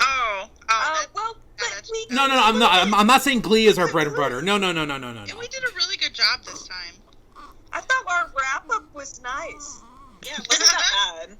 Like, this is pretty still, like, on topic. I think we're growing. I think that having a dad twice over in the podcast is really good for us. I mean, this is my first time, but I think it's going fine. This is pretty good. Well, the funny thing is, so, like, and we've talked about this many times, there's, like, past episodes, like, when I first made the podcast, just how, like, formal and, like, detailed and particular I was about everything. And, like, we had, like, hardly any cussing, and it was so positive and bouncy. And then Danielle joined the podcast. Oh, I don't understand. I don't know. My intentions were so good, you guys. I had notes and an outline for the first podcast episode, I swear to God. But the funny thing is, like, I don't even blame Danielle. Like, Danielle came in, and we realized that we rile each other up. We're like, and that's the thing. Like, we're like the two friends in class, or we're the two people in high school classrooms that teachers hate having sit next to each other. That's what we are. Nick, you are at your absolute personal best when you are angry. It is wonderful. It is a gift. If I can get you there, I absolutely will, because it's beautiful. Like, maybe 5 times that you've gotten really cheesed off, that you have, like, just, like, that there was a fuck Danny Elfman moment that lives in my heart forever. They're beautiful. What did I say? Never try to scrub that from you. I love when we get fighty. Well, and also, like, y'all knew my reputation. Like, I was on Tumblr. I was on DCU Tumblr. All I did was fight. It was the only time I got any traction. Yep. Yeah. Like, literally, and that was the thing. If you ever saw a DCEU post with more than like 1,000 notes, you know damn well Danielle was the reason. I was in there. I stirred the fucking pot. Amazing. Somebody said something out of pocket, and I had to check it. It was wonderful. I think how I discovered you was your, I was going to say reblogging, excuse me, of the Incredibles post that was like dissing Man of Steel, and then you like read them, and I think that was how I found you.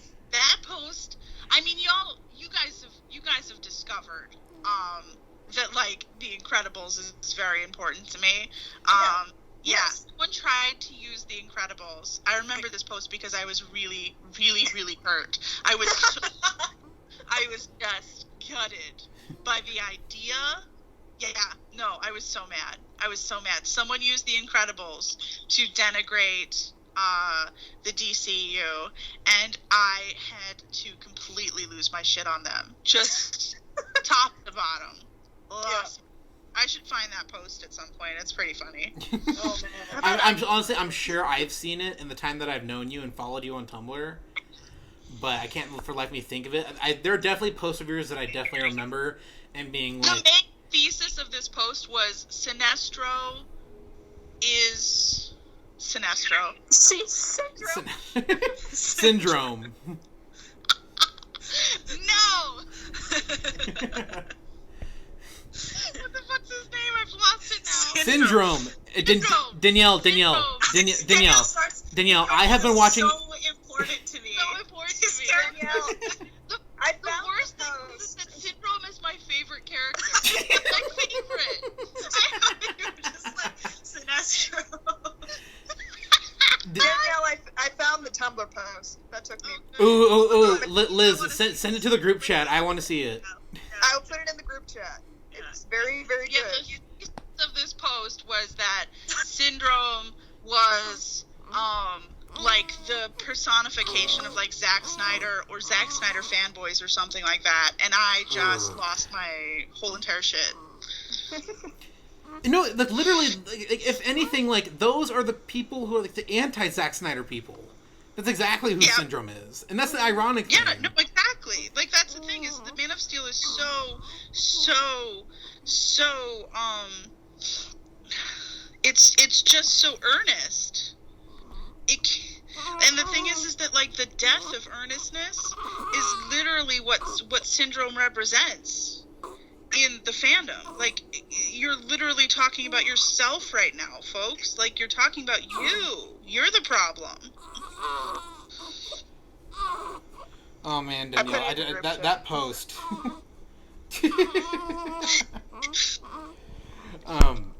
Wow, that's you were right, and you were so right that I was like, I need to follow her. Jeez, I miss those days of Tumblr. But yeah, so I'm probably gonna have to cut it off here soon. My if you can hear my son, he's getting a little antsy and hungry, and but to kind of wrap things up and to like tease things for the future episodes. So like, obviously, there's a lot of stuff we didn't cover in this, like specific details of the movie. Like, we really didn't talk about Martian Manhunter. We didn't talk about Superman a ton. We didn't talk about like Batman's arc much. Like, there's a lot of stuff we didn't cover, and I know that. So people in the comments be like, "You just barely talked about the movie." So like, okay, shut up. It's 4 hours. Be patient. Yeah. So I can't guarantee when new episodes will come out, but my wife has been kind enough to like, when I need time for podcasts or time for friends, she gives it to me. So I've been very appreciative of that. So podcasts, I don't know. I can't guarantee that they'll be this long in the future, but we will have more coming out covering the different subjects coming out of this movie. And I do want to thank you guys for being patient with us. And I know you guys have been waiting for this episode for a long time. And granted, we're only a day after the movie premiered, so we aren't that late for once. Yeah, definitely just keep an eye out. We'll keep you guys posted if you guys follow us on social media. But yeah, thank you guys for listening. And this is definitely been a conversation that I'm excited to have and to keep having. And yeah, it's been a good run. So if each of you guys want to kind of go around and tell everyone where they can find you and follow you and all that good stuff.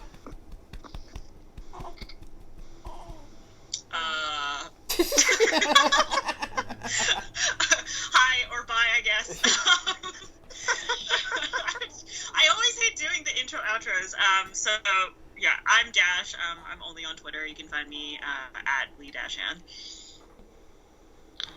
I'm Danielle. I'm the Bravest Heart on Twitter, and since we were talking about if you want a deep dive in Tumblr, I think I'm a Social Justice League. Yeah, you are. Yes. Still are. Yay! Good job. You're so good at remembering your names today, Danielle. Thank you. I'm Liz, and I wouldn't recommend you follow me on Tumblr. Why not? Hey, you have a good anymore. Tumblr. Huh? You had a good Tumblr there. We were mutuals. I still have it, but I just go there to reblog like funny stuff once a week now. That's it. But you can follow me on Twitter at atheistjliz. Cool, awesome. And then since Al's no longer on the podcast right now, so he had to leave, but his Twitter handle is at AMOSAlArtsy.